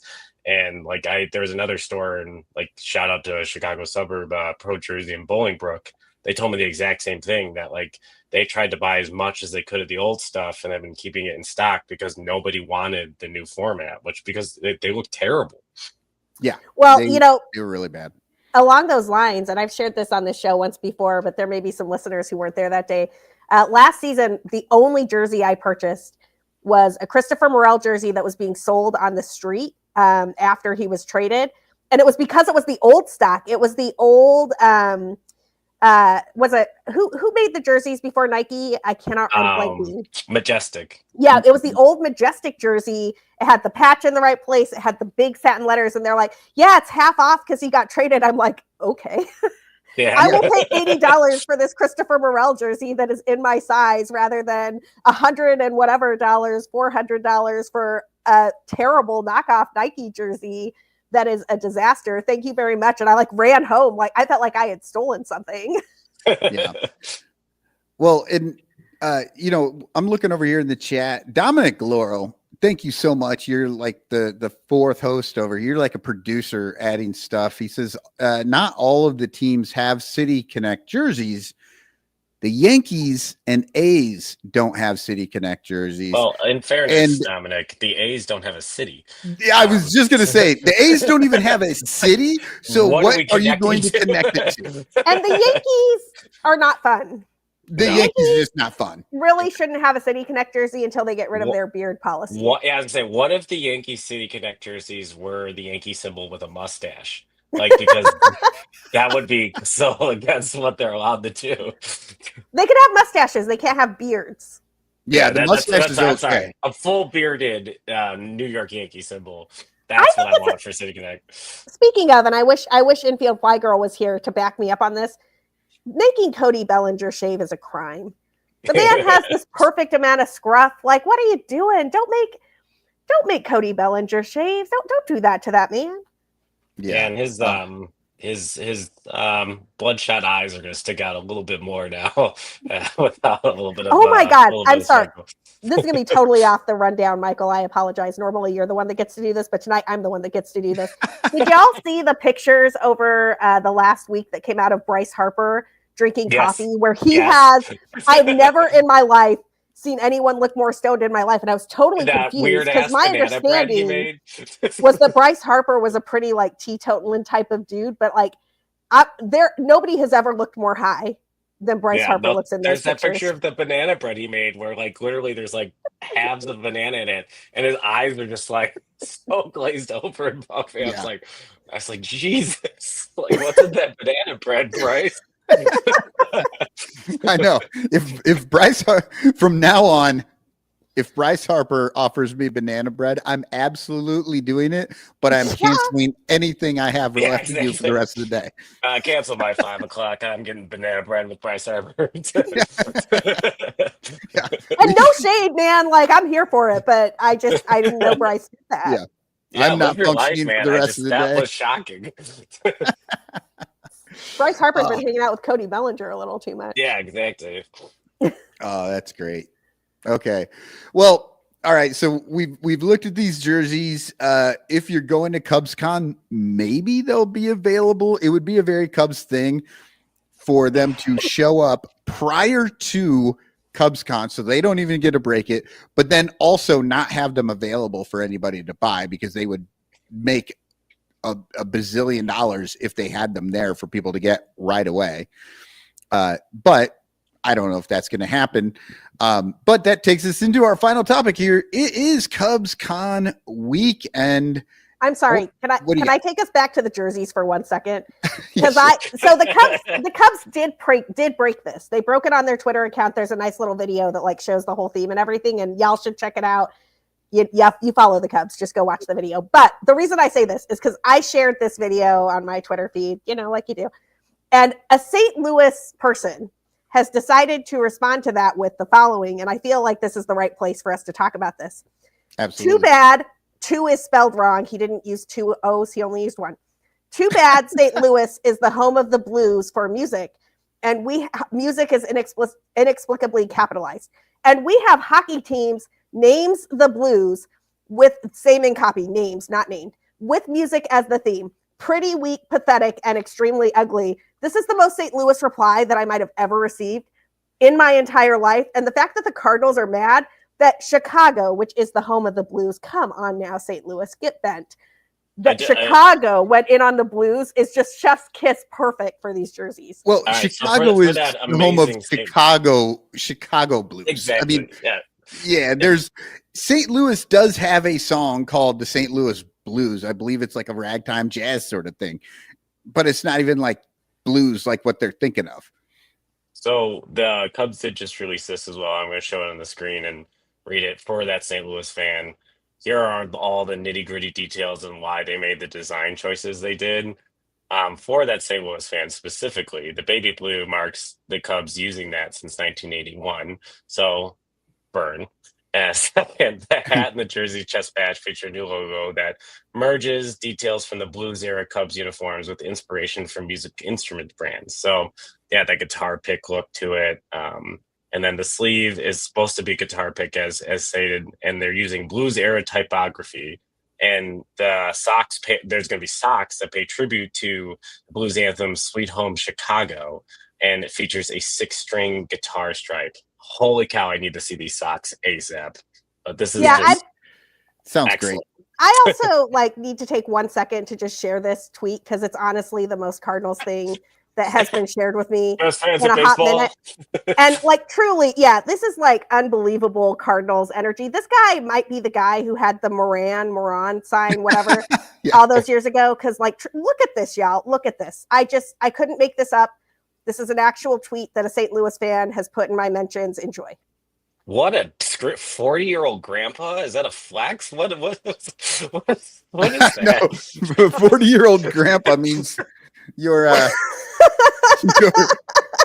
what is going on? Your teenager was a little young to be having a child. Explains the two a little bit because he had to drop out of high school to have grandchildren. I thought, oh man, that's it's rough. It's rough for people who think they have a point, and it's not even there. I do want to kind of push back on the Cubs little thing there. I'm not sure what the blues era is. I seriously, I know a lot about the blues. There's not an era. It's kind of like the blues have been around since the late 1800s and are still around. I don't know when that era was. But I guess are they just saying the 50s and 60s because that's when their logos were kind of from? Dude, I don't know what this dude is on, but all I know is that the best blues music I've ever heard in my life was at Kingston Mines, which is walking distance, depending on how far you want to walk. I mean, I understand if people want to take an Uber or whatever, but I would walking distance from Wrigley Field. And this is like chef's kiss St. Louis tweeting. I'm going to hang it in the Louvre, y'all. This is some best fans in baseball nonsense. Yeah. Okay. So before it gets dark, don't ask him about Dexter Fowler or Jason Hayward. We won't be able to share those tweets. Oh my God. Yeah. So I've retweeted him to try to gin up some controversy like you do. So since we're talking about blues music and all this stuff and whatever, I wasn't going to bring this up, but now that my son is in New Orleans right now, and yesterday was able to, he went down on Royal Street and took his cornet because he plays trumpet and cornet and in the Oklahoma marching band. But he just took his cornet with him just to see, hey, maybe there's somebody around. Yeah.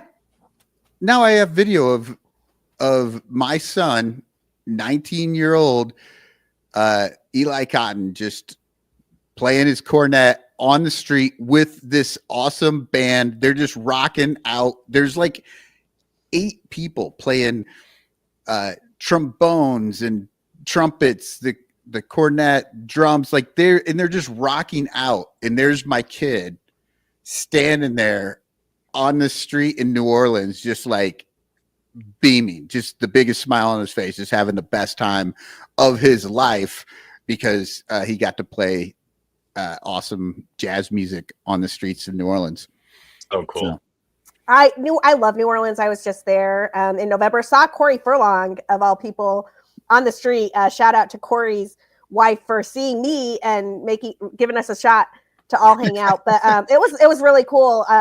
I was honestly heartbroken with what happened there early last month, and truly one of the great American cities. The music scene is incredible, but yeah, just like you walk down the street and there's some of the best music you've ever heard in your life on the corner, and it's incredible. And if you've never been, you should go.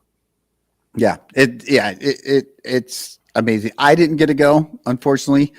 I had stuff to do at work, freaking work, whatever. Okay. All right. Well, I am going to attempt to get us back on track. We've started a couple of times. This is Cubs Con weekend. We have Sarah, and then we have Jeff, who I'm surprised there aren't just tears constantly coming out of Jeff's eyes. Tell everyone, Jeff, why you are crying right now. Yeah, I was supposed to attend my first Cubs Con, and had like a bunch of plans with my First amazing one. partner, Mr. Pat Erickson, to grab players and stuff for the show and spread the good news and meet some of you guys for the first time in person. And I have COVID, and my wife has COVID, and she's pretty sick actually, and I have 2 kids, so. Yeah, that was my my babysitter was going to be my wife. She's going to take on, and now I'm assuming my kids are going to get it. So I'm stuck home and missing Cubs convention, and I was really angry about 2 hours ago about it. Like unreasonably angry to the point my wife asked like who pooped to my Cheerios, and I said COVID did. But like I was so excited to go. I just like not to lament, but yeah, just have worked really hard on the show and was really looking forward to the visual presence of Bricks Behind the Ivy at CubsCon and meeting folks that I've talked to for the better part of a year while I've done this. And yeah, it just feels like a missed opportunity. And I've already had some folks on Twitter weigh their opinion in on like whether or not COVID is real, but I'm going to err on the side of I don't think I want to be the starter of a super spreader event. And I know that there are people who have pre-existing conditions and stuff where this is still a very real thing. Yeah, mask up if you have to. Like if you have COVID, just stay home. Like just stay home. Yeah, just stay home. There's there will be another CubsCon. Correct. And as you said, your wife is, even though it may not be affecting you that bad, your wife is not feeling good. You get to watch the kids and make sure everything goes okay with them. Even it's just how it works. It sucks, but you got that Mickey COVID, right? So like you got the happiest COVID on earth. I did. I think I was on last week. I had just gotten back from Disney World, and Cartoon Mouse took all my money and then left me with the president of COVID. So I'm like super thrilled about that. But yeah, I'm looking forward to The big thing I'm the most disappointed about, and this is so nerdy, so get ready. I have like when I was a kid, one of my favorite baseball games was backyard baseball. And if you are not aware, backyard baseball's had a really big resurgence. There's a company here in Chicago that has revitalized the brand, has re-released some of the games, and they were covering the Cubs Con to talk about what their plans were, and they were going to have a booth. And like I was so amped because they said they were bringing Pablo Sanchez, who's like a legend in the game. If you're not aware of the backyard baseball, Pablo Sanchez, look it up. He's the best. But they were going to be at Cubs Con. I was so excited to meet these people. I've been talking to them on Twitter and stuff, and I've been trying to think of ways to collaborate with them and spread the good news as backyard baseball. It's what got like me into some baseball stuff, as my kids have actually really gravitated towards, as well as I've been trying to give them the baseball bug. But yeah, they were going to be at Cubs Con, and I'm so depressed I'm not going to be able to take a picture with Pablo Sanchez, which I'm assuming is just going to be some dude in a giant suit like Clark the Cub. But like that is the thing I'm the most sad about. So now we have a thing, ranters. If you're out there, if you have the opportunity, get Jeff a Pablo Sanchez autograph. He will be forever in your debt. But Sarah, you have been to many a Cubs convention. You are a veteran of the, going through all the different things. And I kind of wanted to get your take on what you're looking forward to and the stuff. But the first thing was that to prepare, I decided, well, you know what? I better go find out what the schedule is so that I can ask Sarah about specific parts of the Cubs Con. And Sarah, I couldn't find a schedule. What's going on?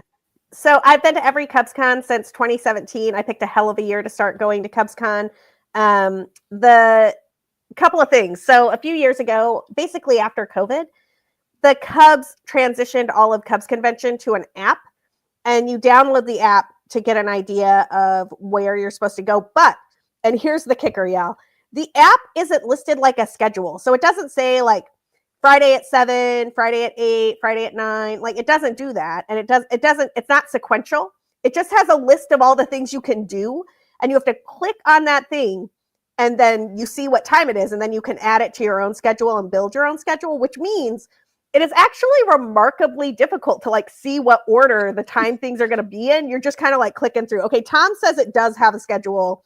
I have not seen the schedule. When I click on it, it's just like a list of all of these things. Is this what you see? Because this is the only thing I could find that was even close to a schedule. It looks, let me see if they've changed it. But when I opened it, it looks, so you have the app. I'm going to show you on my phone. Give me 1 second. Yeah. Let me get to the Cubs Convention app.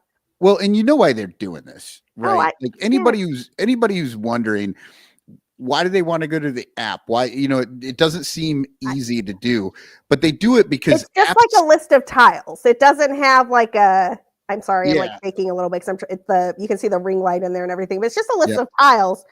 And I didn't see a way to get to like a numeric, like, hey, there it is. Okay, so if you like click weekend schedule, you have to click on the like 3.3 thing. Yeah, up on the right, you can get to a weekend schedule that will then show you like all the time that the things are. But honestly, why is it buried? It's a very unintuitive app to me. Design 101. Like if it takes like 7 people asking questions and how to find something, you designed your app wrong. Like this is what I'm saying. The schedule should be first. It should not be a thing I have to click through to find. These are the things that I always go to and that I never miss. You go to the opening ceremony because there's always something that happens at the opening ceremony. The last couple of years, they've done the who's going to be in the Hall of Fame announcement, which is super fun during the opening ceremony. And you get you get to see all the old Cubs who are there and all the new Cubs who are there. And this year, y'all, Sammy Sosa, Slam and Sammy is finally coming back to Cubs Con. And I have rarely been more excited for anything at Cubs Convention than seeing the reception that Sammy Sosa is going to get, because it's going to be lit. It's going to be totally fire. Do not miss the opening ceremony. If you're going in person, get there early because I'm sure the line is going to be out the door. If you're watching on Marquee Sports Network, record it. I'm doing both. I'm going to TiVo it on Marquee Sports Network, and I'm going to be there in person because I cannot wait to see Sammy Sosa back in the Cubs fold. There's also always a conversation with the front office and a conversation with the coaching staff where they bring out Jed Hoyer and company. Last year it was Jed Hoyer and Carter Hawkins. Then they'll bring out Craig Cancel and his coaches. And that is usually the most informative part of the entire convention. You can ask Jed Hoyer why, for example, they thought it would be a good idea to even risk arbitration with the guy that they just traded 3-star players for in the Houston Astros. That's a great question. Somebody's going to ask it. You can ask him about things like, so why did you trade Anthony Rizzo and Javier Baez? I think the questions are good. How good are the answers, though, really? Well, here's a pro tip. So I write a piece on both of these sessions each year at Bleed Cubby Blue. It goes up within minutes of the session's ending. So please make sure you're reading at Bleed Cubby Blue. I will have write-ups of both the front office piece and the coaches piece. It depends on who's giving the answers. And I will say that the last couple of years, the Jed Hoyer session has been moderated by Boog. And I know that Boog gets a lot of grief on this show, but Boog asks tough questions. He does not let them skate. And he will ask follow-ups and try to get some answers, which is honestly what Jed Hoyer needs. Because Jed Hoyer will say nothing. As long as you let him, he'll say a bunch of words that amount to nothing. But Boog has been pretty good at asking some follow-ups. Well, I will say this about Boog. He is very good at preparing the things that he does want to talk about. Yes. And regardless of anything going on around him, like let's just say 162 baseball games, it will not deter him from talking about whatever it is he wants to talk about. So when he's interviewing, I can imagine it is probably pretty good because he will not focus on anything else except for whatever he wants to talk about. Now, the thing I will say about the front office panel, it is always the first thing on Saturday morning. And I think this is deliberate on the part of Jed Hoyer and Carter Hawkins because everybody stays up drinking till well into the night on Friday night. And so the panel that you have to get to if you want the real information requires that you be up early on Saturday morning. And I'll tell you, a lot of people are not up at that time. Other things that happen that are super fun and definitely worth checking out, in addition to the coaches conversation and the front office conversation, there's always a kids only press conference where the kids ask the questions. And let me tell you, you ain't seen nothing like a 7-year-old asking guys about baseball. Some of these questions are really good, but it's hysterical and it's super cute. Definitely worth your time to check out the kids only press conference. I totally agree. I love when kids are asking the questions. Even if they've been coached up on the right thing to say, seeing those questions come out of those mouths is amazing. Yeah, it's pretty great. And then I'm seeing if they're doing it this year because I kind of figured they would with Sammy Sosa back, but I don't see it. There's almost always a panel of old Cubs. And one of my favorite moments at any Cubs Con ever, there was a panel that had Derek Lee and Carlos Zambrano and some other guys on it. It was right after the Cubs had won the World Series. And somebody asked the panel about Anthony Rizzo at first base. And Carlos Zambrano, with Derek Lee sitting right next to him, was like, I wish that guy had been playing first base for me. We would have had a better team. There would have been so many errors over there. And Derek Lee is just like, what? I'm sitting right here. I'm literally right here. Tom Cooper actually flags one that is super fun. And there's always a line, Cubs Bingo. There is always a line for Cubs Bingo. It's a lot of fun. And then boo to the Ricketts for 1 second, because they used to do a panel. They used to do a family panel, and they stopped. They don't like being booed. So they claim nobody wanted that. You won't be booing next year. Yeah, right. We won't be here. You won't be booing Marquee. They stopped doing that panel because they claim nobody wanted it, which is not true. But now Tom apparently hangs out at Shula's for a couple of hours, and you can go get a drink with him. So go get a drink with Tom if you want to hang out at Shula's. Yeah, you know that's how rich people get richer. They let poor fans of their team come and buy them drinks. Seems It's a about lot right. of fun though. There's a bunch of great stuff. I There's mean, always isn't that how the world works? Like, rich people get stuff for free, like just to yeah. show other people they have it. Where like Yep. I have to pay for everything I need. It is an amazing time. There's always a lot of fun Cubs people around. You can usually hear the organist in the lobby playing before and after panels. All of the announcers are there, and they're super accessible and easy to talk to. And the last thing I'll say, the Cubs bloggers usually find a place to grab a few cold beverages. The last couple of years, that's been, I think it's called Molly McGuire's. Basically, you just walk outside the Sheraton and you go like right around the corner. And there's usually a bunch of people hanging out there. Worth your time. And the last thing I'll say, the first time I went to CubsCon, I thought that I was the most diehard Cubs fan in the universe. And then I saw people with like matching French bulldogs and dog jerseys and getting autographs of guy. They're like, no, I need this autograph. He's the last person from the 1987 team that I don't have. And I was like, listen, Lizzie O'Neill's. I'm like, it's an Irish bar. Go to the Irish pub is what I'm It's trying an to say. Irish woman's bar. Like if you see an Irish woman's name, Lizzie just go in McGuire. there. Notre Dame Just at the same time. follow the crowd to the Irish bar. I am like 50th percentile of Cubs fans at CubsCon. I am low key. I am just a girl typing on her laptop. Everybody else is their hair's dyed blue. They know everybody who played in 1963. Godspeed, Cubs fans. I love you. Yeah. I think that's one of the most amazing thing about, baseball fans and, those in those situations too, like similar to I do the All-Star game every year for the last like 5 years. And like you think you love baseball and then you meet people who go to these events and you're like, holy crap, I'm not even scratching the surface of what other people feel about this game. And like it's truly incredible that there is a whole nother level. Like we're sitting here at 9:47 on a Thursday talking about this team, and there's people who will run laps around our fandom. Well, I don't know about run laps. They will probably look better than me. That's for sure. but I don't know. I've written I've done hundreds, 1,000 even shows that I would put up against their awesome dog costumes. Look, I it's always fun. And for the record, every year a handful of people come up and say hi. Please, if you see me and you're at CubsCon, come say hi. I definitely want to meet you and learn more about you and learn why you listen to the show or what it is that brought you to this wonderful Cubs community. It is a big room. It's a lot of Cubs, y'all. It is the most Cubs that you will ever see in your entire life. And it's a beautiful thing. CubsCon is great. Everybody should go at least once.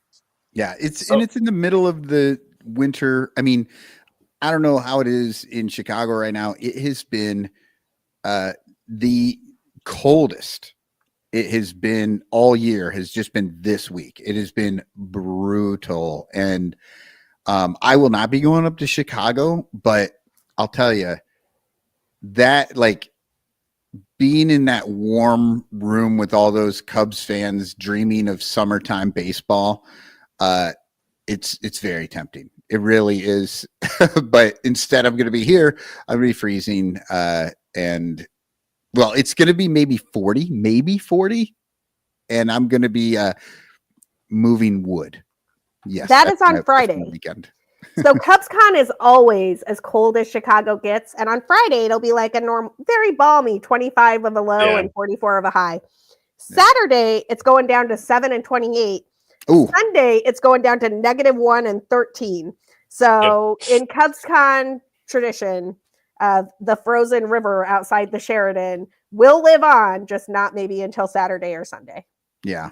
Oh, man. I have a quick question for you, Sarah, as a CubsCon newbie, and maybe for some of our listeners who might be in the same thing. Like what I know, there's like the different floors and like booths and stuff. Is this a good opportunity for you to kind of load up on Cubs memorabilia? Like what's the type of things that they sell at CubsCon for those who are looking for different Cubs stuff. Oh, I'm so glad you asked. There's actually some really, so the first obvious shirt I ever bought was in 2017 at CubsCon. And I remember I turned the corner from picking up my pass, and Joe from Obvious Shirts had a big display there. And the first thing I saw was a shirt that said, "The greatest game ever played was on a Wednesday in Cleveland." And I was just like, take my money, just take it, take all of my money. And then they had the Kerry Wood scorekeeping shirt and stuff like that. Now, obviously, Joe is a fixture at this point in time. Everybody knows who Joe is, and everybody knows his shirts and loves them. But that was the first year that they were at CubsCon, and people hadn't really broken out yet, and they broke out after that. You can always find people like that down. There's at the very bottom floor where you pick up your passes. There's like a little expo of sorts. The Cubs have a huge booth where they'll be selling stuff. I am sure they'll be selling the new Cubs City Connect there. So if you're looking to be the first person with a Cubs City Connect, that's the place to go. But they also just have lots of other things that you wouldn't think to even know existed, right? Like little Cubs tchotchkes and mementos and all sorts of things. The other thing that is wicked cool, if you go on the second highest floor is where it usually is, they have these little breakout rooms, and they do discussions in there, but they also, some of them just have stuff, right? So last year, friend of the show and I, Ken Schultz, went to hear from the guy who's created all the statues on Gallagher Way. And he was talking about the design of the Ryan Sandberg statue and the process for it. He couldn't show it to us, of course, but he was giving us sort of the play-by-play of why they made the decisions that they did. He did give us the hint that there would be an homage to 80s baseball, and he showed us the original sketch of the glove. So we knew that there was a glove in the statue. We just didn't know anything else about the statue. But it's a chance to ask questions of people like that. You'll have a whole bunch of all of the minor league affiliates are there. And so a few years ago, I wound up with Malditos Carneros hat, the Copa de Diversión cap for one of the Cubs minor league affiliates. It's just a really fun time. I had a Eugene Emeralds from my time that I went. There you go. Yeah. Yeah, back when, and they're not even part of the Cubs anymore, but yeah, this is when I lived in Colorado, and I went and I had a sweet green Eugene Emeralds hat. I'm a sucker for a green Cubs hat. And sorry, it's the Malditos Calgritos. I'm mixing up my Spanish at the moment, but the evil goats, basically, for all intents and purposes. Anyway, evil goats. It's a cool hat, man. It's one of the coolest hats I own. I will be an alternate, isn't it? Yeah. I will be looking that up as soon as we're off here. But so there's stuff like that. There's, you turn a corner and you bump into Miguel Esparza, the Spanish language voice of the Cubs. Or you turn a corner and there's Boog. One of the coolest things when Boog started with the Cubs, he's was very online at the time. He's off Twitter now. Godspeed, Boog. I love that for you. But he followed a bunch of Cubs fans and bloggers and all that stuff. I was one of them. And I didn't really think that much about it. I'm like, Boog doesn't know who I am or whatever. But a couple of years ago, him and Kool are sitting there getting ready to do the thing. And I'm like taking pictures to share on social media. And he totally took the time to wave and say, "Hey, how's it going?" And I was like, dude, that is the wildest thing that has ever happened in my life. It's just really, really fun. It's a fun environment. You get to mix and mingle with people who you see on TV all the time, who love this team as much as anyone. And Jeff, I'm really bummed that you're not going to be there, man. I was looking forward to creating some content with you this weekend, but honestly, we will get some content to you. And there's always next year. Wait till next year. I know.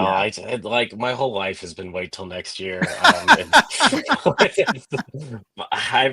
man, I'm getting angry again. I was so amped, and geez.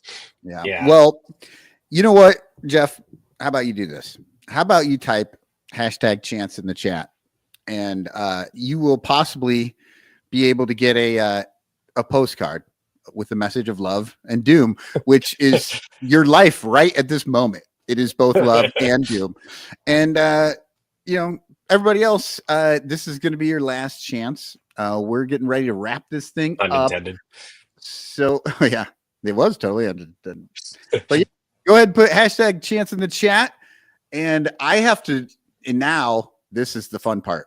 I have to figure out how to show this and how to get this on the screen, because this is Danny's job. He started this whole chance in the chat thing, and he always does it. I don't think I've ever done it. And so now I have to figure out, let's see. Oh, share screen. Here we go. Old man doing what is it? Old man doing technology. Man, you just put a Neil Young song in my head. I was like, old man, look at my life. I'm a lot like you were. Anyway, sorry. Ooh. Early That was preview of nice. Harry Karaoke. Harry Karaoke, also at CubsCon. Check it out. Yeah, Yes, well, you should nice. tell- Look out for Pat Erickson, co-host of Bricks Behind the Ivy, who will be in full Harry Carey garb doing that. So make sure you Before check we- him out. Yeah, before we do the chance thing, Aurora Cubs fan, you've convinced me to go for at least Saturday. Saturday is the best day to go. Friday night is very know. cool, though. You get to see all of the Cubs legends. Like, I turn into a little kid every time I see Kerry Wood or Ramos Ramirez, and I know I'm going to lose my mind when I see Sammy Sosa. I'm going to lose my mind, and it's going to be incredible. Yeah. Yeah, Kerry Wood is Mount Rushmore Cub for me, and Sammy Sosa is the definition of my childhood. Like, that's maybe And next year. the last thing I'll say, I'm sure everybody watching this has seen this before, but I'm going to shout it out because it was my personal favorite CubsCon moment. The time where Wilson Contreras was on a panel with like Jason Hayward, I know exactly what you're Anthony talking Rizzo about. and a bunch of things, and he got asked the question by a kid, if I recall, a kid who was like 12 to 14 years old. What happened during that game where John Lester threw over to first and threw Tommy Pham out, and you walked up to the mound and then he threw over and finally threw him out? And Wilson Contreras tells the story, and he's like, I walked up to him and I said, throw the fucking ball to first, motherfucker. And he says he just says it, and the room erupts. And I have watched this video multiple times. There's a woman who kind of lets out a very Latina, and I am 99% certain that's me. Because I definitely let out that squeal, and you can hear it plain as day on the video. It is one of the. That I was that 14-year-old boy, and now I'm a man. I'm just kidding. It wasn't. Well, I'm the audience, and Wilson Contreras is my favorite, and I lost my mind. It was the funniest thing. And Jason Hayward's like, the kids. It was so funny because he just said it, and then literally all the guys on the panel, like, and Jason Hayward specifically was like, dude, you can't say that right now. And then you see like Wilson's face, like, like, it is so an good. old school Vince Vaughn, and he has his kids do the earmuffs. Like, throw the fucking ball. It's one of my favorite things that has ever happened, because he is like young Wilson Contreras. He had no filter. He's like, doing whatever. And I was just like, yeah, throw the ball to first, motherfucker. It was so damn funny. So good. All right. Well, let's now after we finally got that E rating, I've been so good in this show, not cussing. And then Sarah's like, I'm not letting us get out of here without a. Sorry, guys. You can find me at CubsCon in Wilson Contreras gear all weekend. Absolutely. Okay, well, it says we have 10 entries. We may have more. I have no idea. But let's spin it and see who is going to win a #chance in the chat postcard. All right. All the names are going around. Let's see. I'm seeing a couple of new names in there. Aurora Cubs fan, Patrick Liv. Oh, no, Patrick's in there. Hey, Artie Boucher, Mr. Fourth Row, has won it. And now I just realized now I have to write down who won this damn thing. You got to keep track of stuff. Oh, my God. I know. What am I doing? This part of the show. Danny, is that what? I know. Look, I'm good with the talking about the Cubs, but man, I want to do this part. Okay. I just saved that. All right. Let's stop sharing screen. There we go. All right. So I think that brings us to the end of our show. Thank you all very much for tuning in and watching, if you did, or if you're listening to us in a podcast. I appreciate that too. It's wonderful. And if you're wondering how you can, if you only heard part of the show or saw part of this show and you want to know go to Bleacher Bunch. We're on all the podcast stuff. It's under the Bleacher Bunch, and you will have a feed that has this show, Sun Ranto, Baseball Rabbit Hole, Cubs PS Plus, Cup of Cubby Blue. Like, is Rick behind the Ivy there too? Are you not there yet? No, we're not there yet. That's why I was just asking. Like, are you there Way yet? to go, man! I'm right here. But they will be there. Well, they will be there eventually. But that's, it's like a one-stop shop for some of the best Cubs podcasts that are out there. And of course, thank you all our Patreon supporters. Go to patreon.bleacherbunch.com if you want to support us with as little as like $1 or $2, and then you get stuff and you get mentioned on the show and all sorts of fun things. And then Blake Beard and his wonderful tickets, Rogue Wave Creative, Matt Kammerer's permanent paintings. I got to find this in the thing now. This is the worst part of the show. Danny can just have this job back. Matt Kammerer's permanent paintings, In the Clutch shirts, all our sponsors, everybody that watches, everybody that chimes in, everybody who comes on the Discord and has conversations. There are some of the best Cubs conversations on social media are happening behind a paywall called Patreon, because that's how you get into our Discord. And we're having a good time over there. But Danny has provided us with a song about Cubs convention to end this show.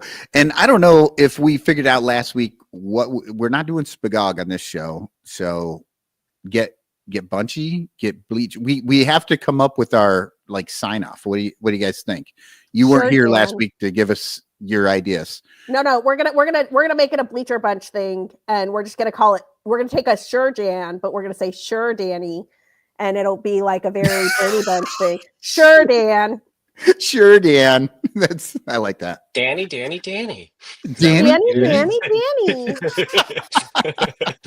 All right. That's wonderful. And with that, here is Danny. See y'all later. Here in our lakeside city of Chicago, Cubs fans descend upon the sweaty halls of the Sheraton to stand in long autograph lines in hopes of meeting their favorite players. And it all happens at the Cubs convention. Convention. Cubs convention. Convention. Cubs convention.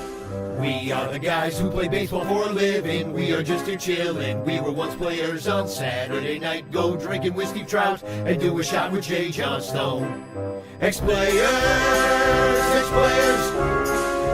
Cubs convention. Ex-players. Cubs convention. We'll sell you the uniform of Ron Santo, an autograph, plus and photo, 20% off jersey, save on Castro, a bobblehead that's signed by Kerry Wood. The vendors, Cubs convention. The vendors, Cubs convention. At 3, I met Gary Matthews. I stood in line to wait. I loved when he was a Cubby back in the 80s. The fans, Cubs convention. The fans, Cubs convention. We flew in from the beach to sign your balls and picks. They said they'd have the limo come pick me up by 6. The roster, Cubs convention. The roster, Cubs convention. We flew in from the beach to sign your balls and picks. They said they'd have the limo come pick me up by 6. Convention. Cubs convention. Cubs convention.